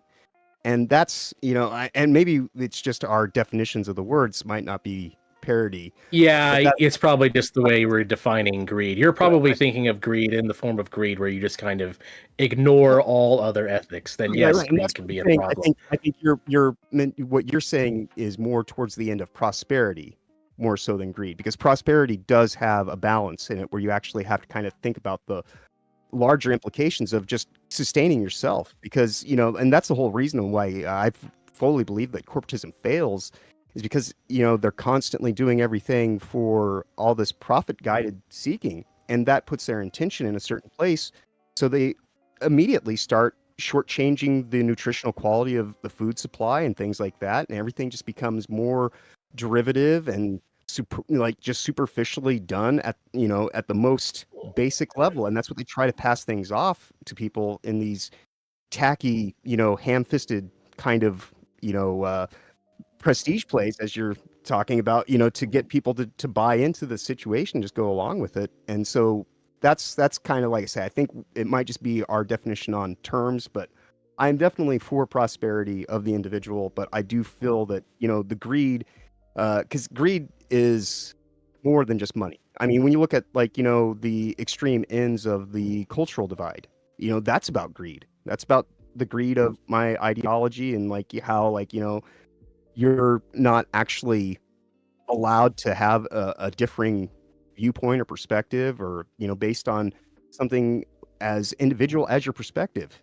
That's where we would find our strength as a nation and be prosperous, is if we could all be strong individuals that could compete and support each other in kind by actually operating on a level playing field. But that's long since been slanted. Yeah. Yeah, I'm defining greed as more of man following his desires within respecting property rights. I mean, that's why a big thing about libertarian theory, you have to kind of go through the Mises Institute on that and actually get into the ethics of it. The way the libertarian right works in regards to property rights is that the entire point of it is conflict avoidance, conflict reduction, in contrast to what communists do on their theory on property rights, which actually creates conflict. They're conflict inducing. For instance, let's say you make a factory building some small gaming handheld device, as an example. You got some factory, it's churning out all these little cheap devices that play games through the internet or something. And the theory you'll get from Austrian school, so Mises, Rothbard, Hoppe, Rockwell, etc., is that once you've taken this piece of land and you've successfully, properly homesteaded it by transforming it with your labor into said factory, making this small gaming handheld device or whatever, you then own that piece of land. You own that piece of property. And so the best way to avoid conflict in this is to treat it as a first come, first serve basis. So if someone uses their greed and your definition of greed to go into that, they would go and try and take over the factory and say that they own it. And what we say is that is wrong. That the factory is not collectively owned by somebody else coming in after the fact that the factory has been built. Because if you believe that, you end up believing some pretty crazy things that don't actually make any sense, but mainly they're causing conflict. That is the problem. This idea that someone else can claim the land after it's already been transformed by someone else, after a factory's already there, that's just causing conflict when you decide that it should be collectively owned. Like, for instance, the Marxist theorists, what they'll do is they'll accuse the owner of this factory of some kind of exploitation, that the act of ownership of this factory is somehow an attack on everybody else. That's kind of why the far left is so big on victimhood. That's why you see victimhood narratives, and that's why you actually see a lot of social justice warriors of today playing the victim card on pretty much everything.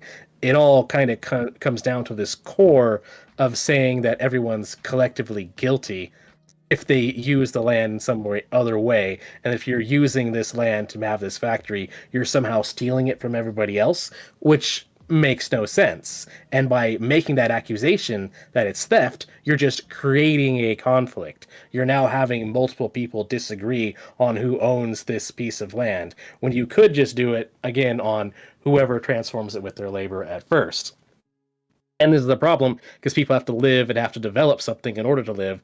That's just how trade works. Man has to build something. Everyone has to have something that somebody else wants. Otherwise, you can't live. You're either a farmer producing food, or you're doing something else for the market that people are willing to trade their resources for. There's no real getting away around that. Everything we do is just to have a roof over our heads and have food on our plate. You can do other things in the market, like you can make clothes or make video games or whatever, but ultimately that is the entire point of why we're doing all of these things. And so when the Marxist comes in and says that, oh, you've stolen that land for your gaming factory, it has to be collectively owned, you're exploiting the workers at this factory by not paying them the full value of their labor or whatever, and then you get a whole surplus labor value theory and all that other collectivist rhetoric. And all it's really doing is implying that other people have the right to come onto your property and tell you what to do with it and take that property away from you. And that just creates conflict. And so the correct way to do greed, going back to the whole theory of ethics, is to just respect property rights, so you're not creating conflict. Yeah, Right. I wanted to. Oh, go ahead, John. Did Oh, you no, I want was to just say? saying, I was just saying that's why I would call it prosperity, is because it is more thoughtful. Where to me, like greed is just, it's an ego-driven kind of. It almost becomes instinctual to the point that Right. there's no I- thought process. I just wanted to say to that. I think that, like, okay, big picture thing. Okay, we live in a world with limited resources and unlimited desire. So people have like they want Scarcity. more than what is available. There's scarcity, exactly, yeah. And so, like, what is the thing that motivates people to get stuff, or at least want to acquire stuff? And I think that one of the things that is bit maybe a bit of a misnomer, or I wouldn't say misnomer because that sounds like an error. But one thing I would add is that what motivates men to earn and build and create and produce is not just the acquisition of things. It is actually women. It's what women are like. Men are after women. It's like there was like a comedy routine that says women like nice things, and then so they want nice things. They want comforts. They want safety. They want like a place to where they can raise children. This is an evolved thing, and men want women. So men, the reason why we have so much abundance and comfort is partly it was sexually driven for our entire species, and the decision to make a system that we all operate within, so that people don't get brutally murdered, like an ethical system of trade and dealing with scarcity, was, I think, designed again mostly by men for the express purpose of doing it in a way that protects women and children from essentially people who don't care about property, that will just take your stuff or raid your village or whatever. So they made it for that purpose. And I think that the communist approach is just another system that they're using to get stuff, but it's just unethical.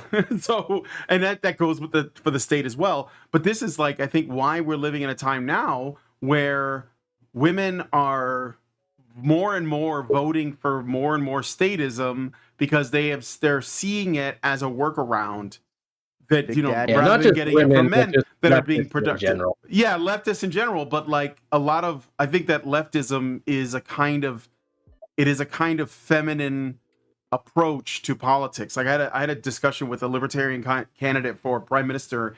I can't remember his name, but he was a good guy. It's just like, I can't remember off the top of my head. And we talked about it, and we both like landed on this idea that, and I'm not saying this just because I deal a lot with gender dynamics on my other show, but it's just what I've observed is that generally men are more inclined towards libertarianism because they're more inclined to self-governance, and they want to be left alone, and they don't think they think the government's an obstacle, you know, more than anything else. And women tend to be on the side of more government. And you can also see this in the numbers where, you know, in the United States, I know this is a big tangent, so sorry for that. But in the United States, if you look at who the net taxpayers are, the people who pay into the system is mostly men, and the people who take out of the system and benefit from the system is mostly women.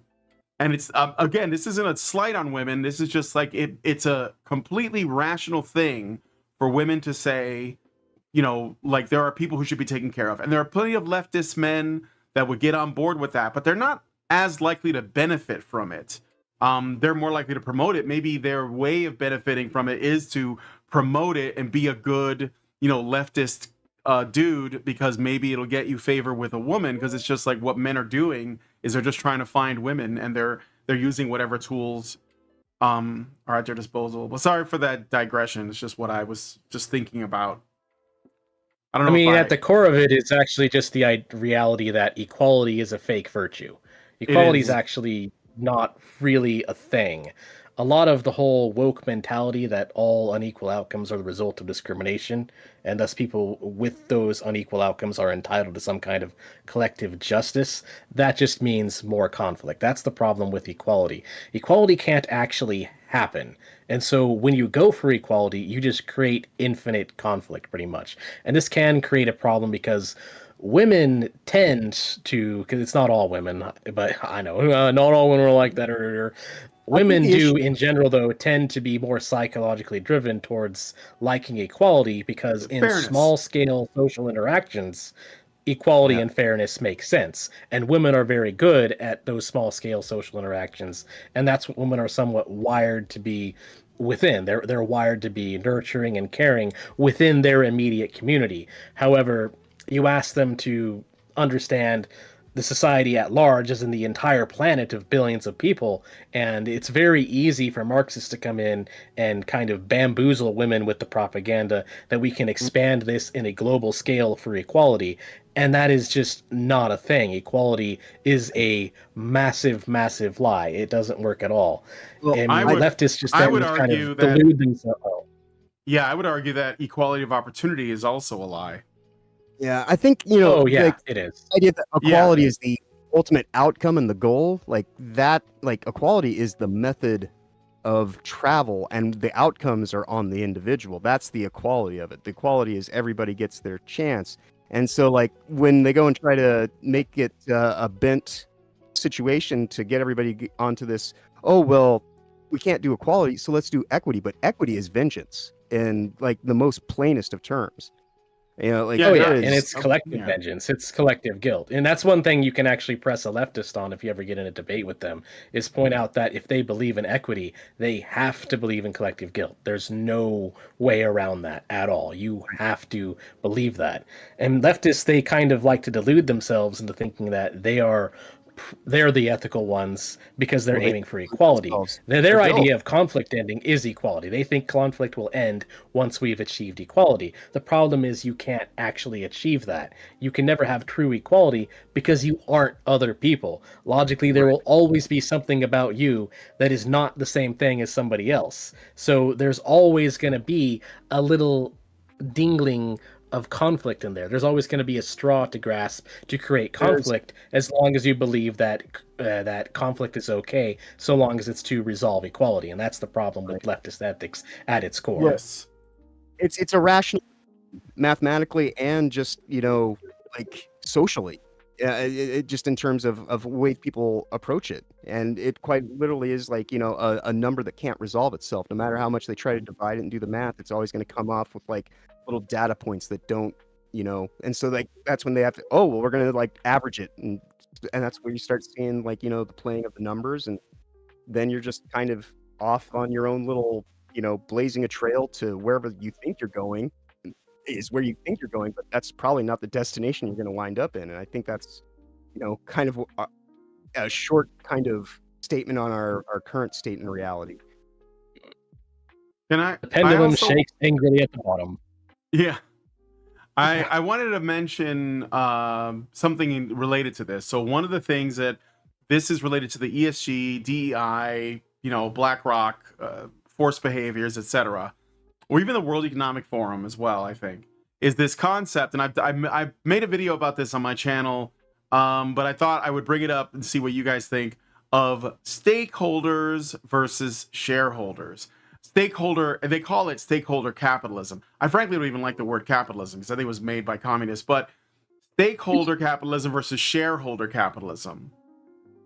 Do you know the difference? You've heard about this concept? Mm-hmm. I mean, the market is either free or it's not. I don't like people using the word capitalism and things like, crony capitalism or stakeholder capitalism or shareholder capitalism or crony, or corporate capitalism. Like the reality is the market is either free or it's not. No, that's right. No, that's what I've been saying for years. People will say, well, there are some problems with capitalism. No, you've already lost me when you said capitalism. But because that is a Marxist word used to already begin the process of making you think that something is unique in this way because it has this word. It's like you said, it's either a free market, you either believe in property rights or you don't, and that's it, right? But so the if you don't know, then the concept of shareholder capitalism is just what people know of as like you buy shares in a company. Not sure how I feel about like what you think about the stock market or buying shares in a company as a general concept. This is removing the fact that corporations are themselves not the products of a free market because they get a lot of support from the state. But leaving that aside, there is a difference. So shareholder capitalism is you buy shares, you own part of the company. This is like the concepts, collective ownership by buying shares. Stakeholder capitalism is very different. People have stakes in the company. They don't actually invest anything. They just say we have a stake in the company and how it is run because it affects us. So they use it as a tool to control or otherwise extract some resources from corporations by saying, well, we have a stake in how, let's say, environmentally responsible your company is. And that is a completely different animal, and it's something that what's his name? The guy, the why am I forgetting his name? The bald Dr. Evil from the World Economic Forum. Klaus Schwab. It's something that Klaus Schwab has said. He's talked about that we have to look out for the stakeholders, and it's essentially using this concept of stakeholders, which is it's slick because people they hear it and they just think it's shareholders. Like it's a very clever, sort of clever anyway, bait and switch for that normies won't catch. And then he's saying that essentially we should have a seat at the table by virtue of the fact that the existence of your business could impact us. Yeah, what they really mean, I mean, I'm aware of what the wording between stakeholder capitalism and shareholder capitalism is.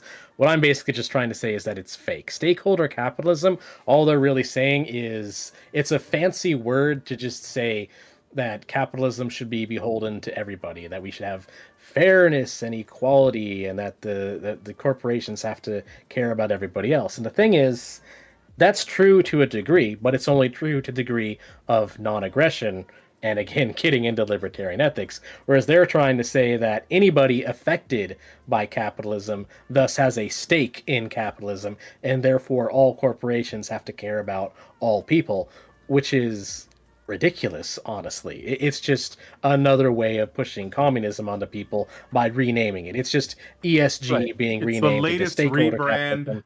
Yeah. And the normies are just going to think that it's just some random economical term, when it really is just the same nonsense we're seeing over and over again. And the sad thing is, I mean, they are correct to some very small degree. Because, for instance, if a company decides to, let's say, build their plant upstream from a city and they start dumping toxic waste into that stream, then yes, that is wrong. But the reason it's wrong is because they're negatively affecting the property of people downstream. It's wrong because they're violating the NAP. In fact, I've kind of pointed this out before. A lot of environmental issues, when you have a large corporation doing them, are in fact violations of the NAP. And that's what should really be something that people are caring about.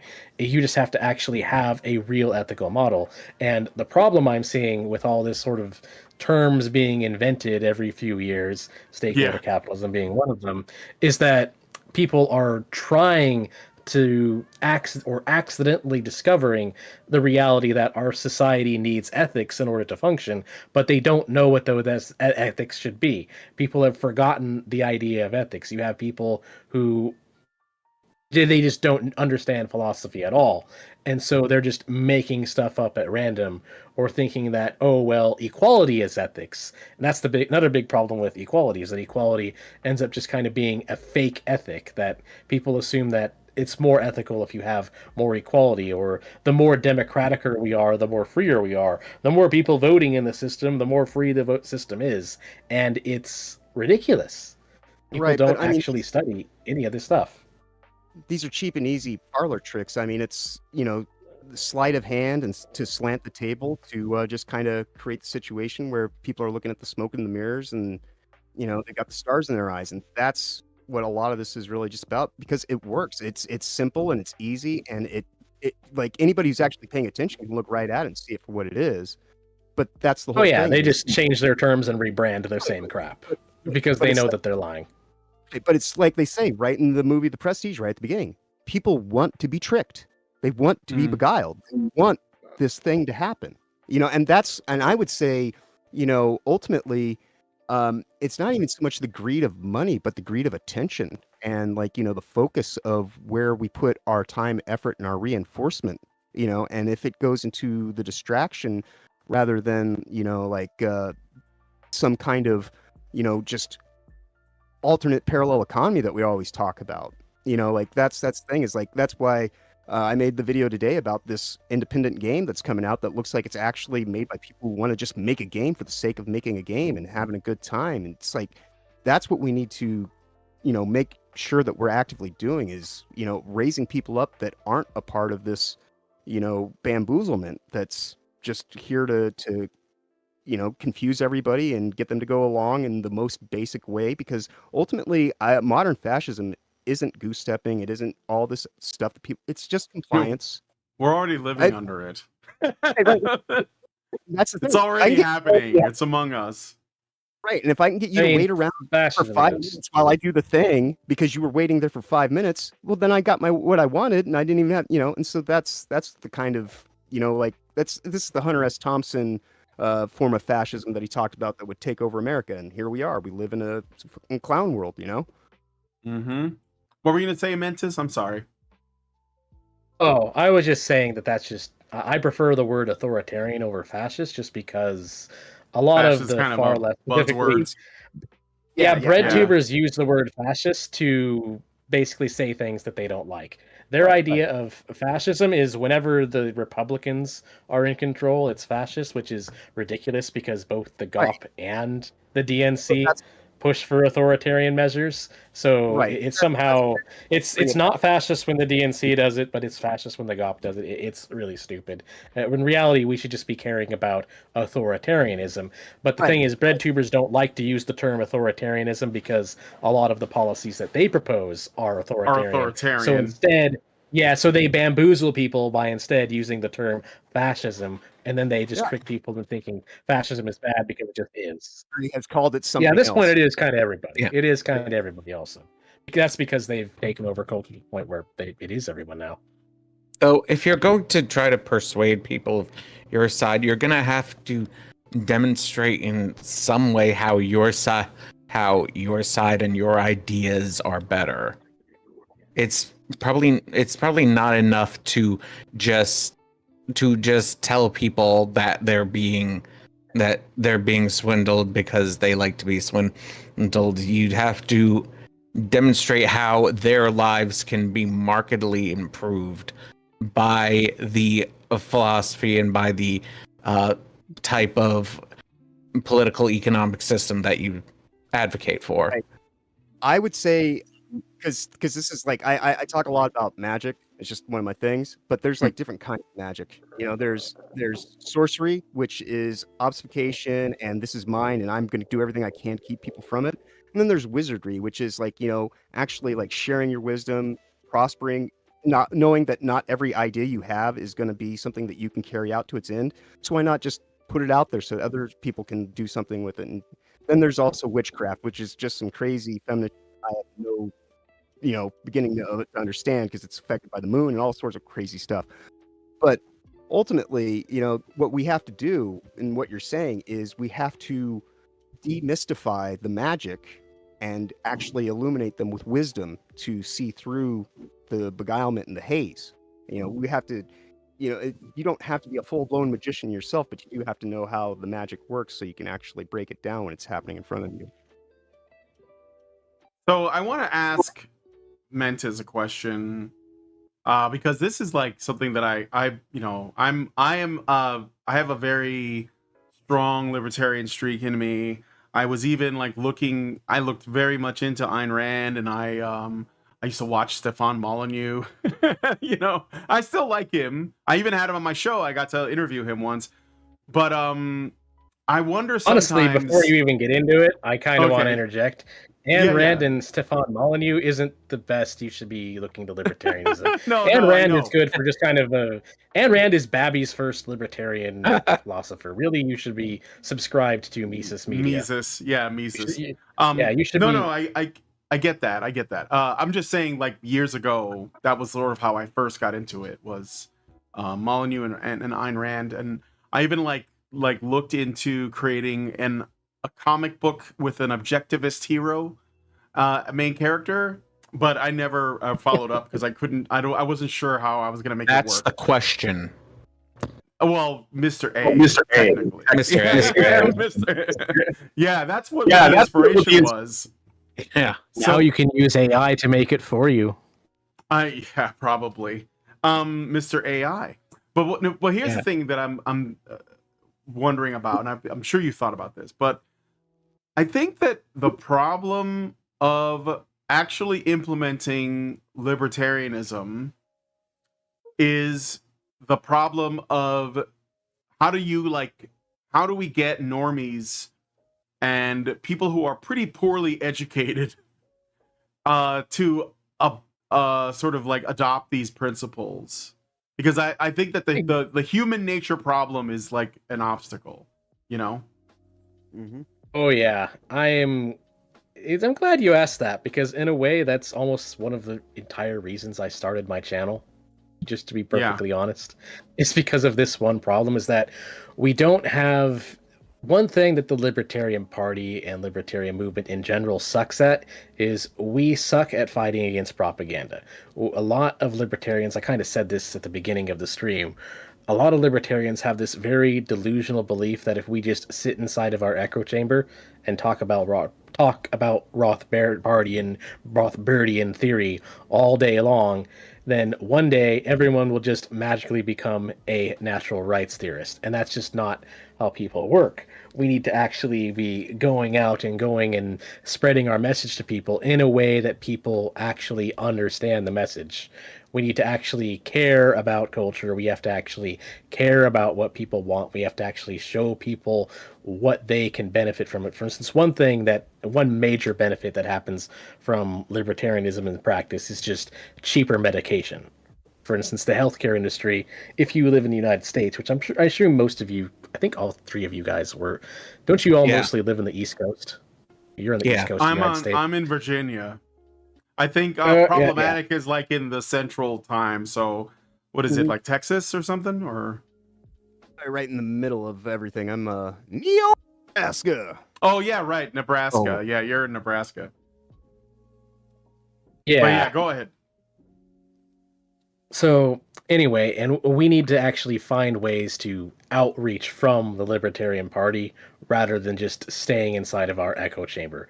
And one thing that actually benefits people in sort of the healthcare industry, I was saying, is that when you get rid of patents, or at the very least reduce them, that actually creates a lot of competition. Because one thing people don't know about, because the media never talks about it, is that the reason healthcare is so expensive is because the FDA creates these unnatural monopolies. So one corporation is allowed to make this drug, one corporation is allowed to make this piece of medical technology, and that's where you get these crazy things like a saline bag costing $300 when it actually only costs the company that made it $2 to make.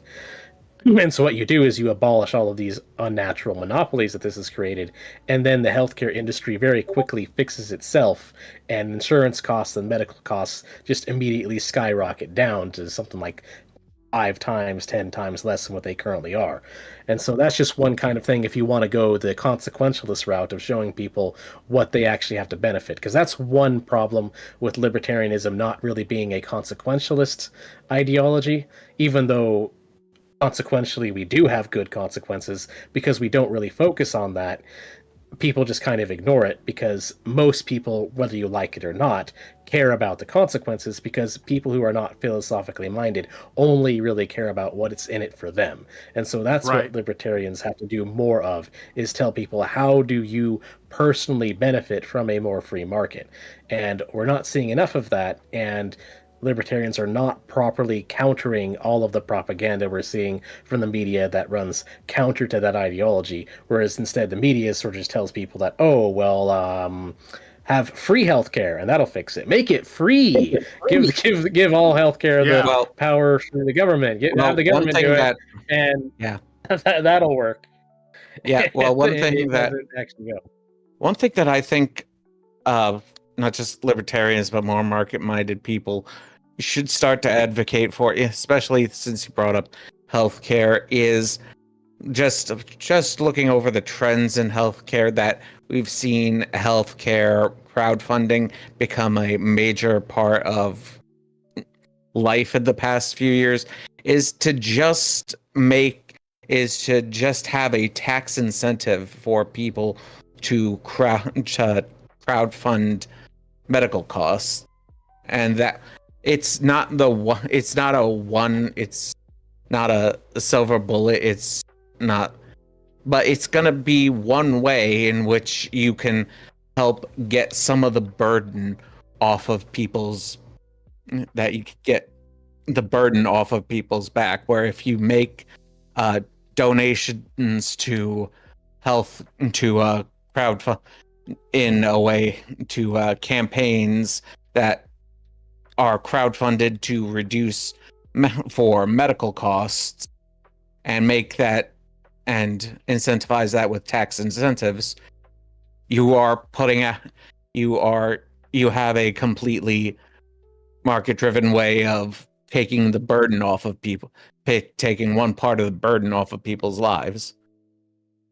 Are you talking about that one system that I think David Smith kind of occasionally shills for on his channel? I've never heard of David Smith. I've never heard of David Smith. Oh, okay. I know. Yeah, that's the guy I mentioned, Dave Smith, right? He's a comedian. Now he does like a lot of libertarian podcasts. He's been on Joe Rogan and other. No. Yeah, but I think that if you just incentivize these kind of crowdfunding for like healthcare and other kind of public services, with tax credits, tax incentives, and whatnot, you have a pretty you've got a pretty powerful combination of things, and something that I think that the Libertarian Party and the or just, as I said, more market-minded people should be advocating more for. Yeah, that's something to think about. I do have to, unfortunately, wrap it up soon because my friends over at Honey Badger Radio are about to start a stream, and I don't want us to we don't want to cross the streams. So I'm gonna look wind down. I guess there was so many more things I wanted to talk about, but stupid internet problems didn't let it happen. But AirPlay, I wanted to, first of all, just for you, I want to put this out there. One thing that I wanted to do for AirPlay, so before COVID, I worked with Cassie J, who is a documentarian that made a movie called The Red Pill. Yeah, I'm and familiar of course, with that one. You're familiar with, yeah, of course, because you covered it in your AirPlay thing. And anyway, I was helping her to distribute the film so that it can play in theaters. So we were doing different sort of premieres because it wasn't going to get a wide release. It wasn't getting any support from the press or the media. Obviously, it was going against the broader narrative, which is ultimately going to affect women too, but it's okay. But I was helping her at the time, and we did a screening in Chicago in a theater, and I know there was a system. There was a service that let you do that. You pay some money, and then you can host your own screening of a film in your local theater. And I've been trying to figure out what it is. So I wanted to ask the audience if anybody knows anything like that. I mean, we could always do something online too. Yeah, I think that Corey Feldman did something for. But what were you gonna say? If I wanna show this theatrically in a film, are you on right now? Because it seemed like there was we should still be on. If I want to show this theatrically distributed on DVD or any kind of streaming service, I'm gonna need to have a lawyer review it, and for all the clearances and copyright and what that's a large part of what I'm crowdfunding for right now. And as I said during the stream, it is going to cost what's your policy on swearing? You could know. Yeah, I'm bad about censoring myself. Yeah, it's gonna take a fuck ton of money to get this. There might cleared, be another way. There might be another way. Maybe we can do it online. I think if there was a way we could do, because I did for your part 1, I did a a watch party on my channel, and everybody sat down and watched it, but it didn't cost anybody anything. So we want to do it so that we can monetize it a little bit, just so you can cover the costs of making it and your labor and everything. Yeah, so, the costs of labor is a fuck ton of money as well. Yeah, well, I'm sure it is. And I just want to comment that it looks like your avatar is possessed. This whole stream, it looks like your avatar. Sometimes I go over here and I type, and she'll do this weird lean. It seems like Viv needs an exorcist or something. Looks like I do have. Oh, go ahead. Problematic. What's up? Well, I just said I used to be a witch doctor, so maybe that's what I'm here for. Mentis, were you gonna say something? I saw your thing light up. Oh no, I was just leaning back in my chair. Oh, okay. Yeah, so it's all good. Just like me, right? I was doing that. That's the lean. Yeah. Okay. This is a imperfect technology, but not bad. Okay, so we gotta end it here, but I want to talk. Maybe we can do another show sometime with you guys if you guys want to. I want to talk a little bit about in libertarianism. I want to discuss what the moral, because there's the ethical frame, the NAP, right? But then there's the moral question that's been coming up. It's a challenge to libertarians, things about you know, I don't know, like your social things like drugs and porn addiction and sex and things like this. And Oh boy, I time don't know, it's like- preferences and abolishing civil rights. yeah. So like but like I'm just curious about it because I think that the NAP is like a really great foundation, but there's like a conversation to be had about some, you know, like other moral concepts that are not necessarily harmful directly, but you know, could be. I don't know. I'm not. I just something I'm thinking about, and I think that another thing that should also be talked about, if we want to make this concept more appealing, we have to find ways to make it appealing to women.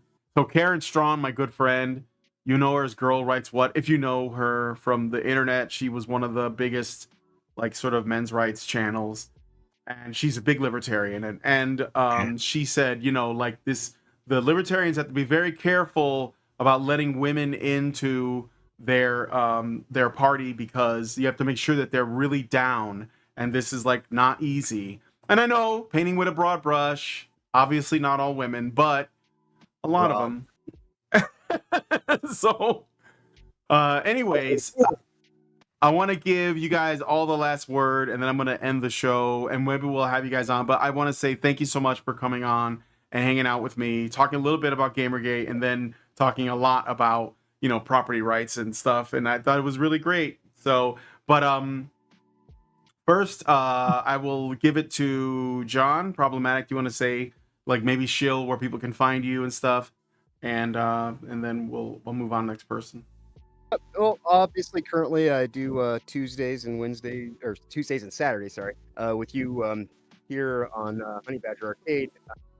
But today I actually put out a video on the new video game Defect on my John Richards Problematic White Guy channel. Just look for Problematic White Guy. You should find me, Problematic White Guy John. It's that hard. But yeah, I'm just keeping busy, trying to get more involved with my tech and make these streams and videos better all the time. All right. And Airplay? Yeah, on a show, if you want to, well, you can watch my film Airplay, my documentary film on air on the X Twitter app, on my profile, Airplay Doc. You can see it right here, or on my Patreon, Metalhead Motion Pictures, patreon.com/metalheadfilms. All $10 patrons get to see the full movie, the full 5 hours. If you wish to assist with the production, you can I have a GoFundMe ready just search Gamergate 10-year anniversary screenings or Airplay and whatnot. And I've got a YouTube channel under the same screen name, Airplay Doc, on YouTube. All right. Thank you, Airplay Doc and Mentiswave. You want to tell the people where they can find you and if they want to check out your stuff? Yep, just Google Mentiswave and you'll be able to find my channel. Yeah, he's bigger than all of us put together, probably. So it's probably not going to be hard. Yeah, I should be actually saying that people should be checking out your guys' channel. Yeah, instead. I know. Well, if you want to plug us, it's cool. I'd appreciate if you guys could subscribe. I have been doing this for a very long time. Yeah, I remember when Mentis only had a few hundred subscribers, and I was subscribed to him then and said, "Hey, you want to do a stream sometime?" And that sometime turned into months and years, and and now he's bigger than all of us. Yeah. Well, I guess. What was that? I say it was for the anniversary day, the anniversary of Gamergate stuff. Yeah, that's right. The anniversary of the Zoe post. Well, yeah, and again, thank you so much, Mentiswave, Problematic, and Airplay for coming on the show. Thank you guys for joining us. I see there's a lot of people here. I think it's really awesome. If you want to subscribe to the channel, please check it out. I do game streams. I post videos and I do live shows with John, and we talk about stuff going on in the culture. I am at my heart an artist that really cares about essentially the ethics of beauty and culture, and I see that is being like eaten away and eroded in all these areas.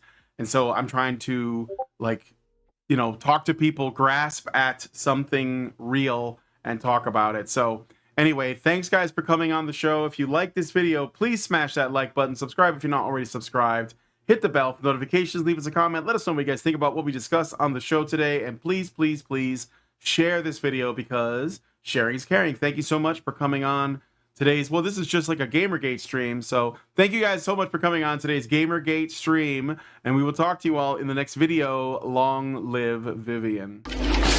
With the glass ceiling broken, all the oppressed groups shall prosper, especially the most oppressed group of all, gamers. I want people in the industry to be a little bit louder about people being mean to other people, and maybe say it's not a good thing. Yeah. Maybe say we don't want you around if you're going to be a cunt. Yeah. And hateful. And that the games industry is diverse naturally. Not because anyone's making them be diverse. Because the world is diverse, you stupid motherfucker. And if you have a problem with that, come fight me. Physically. Bitch. Has anyone taken you up on that yet? No, because they're all pussies. Yep. Down here, salt is a way of life. Obviously, the environment down here is all salt. The ceiling's salt, the floor is salt, the walls are salt, and to an extent, the air is salt. And you breathe that in, and you can constantly taste the salt.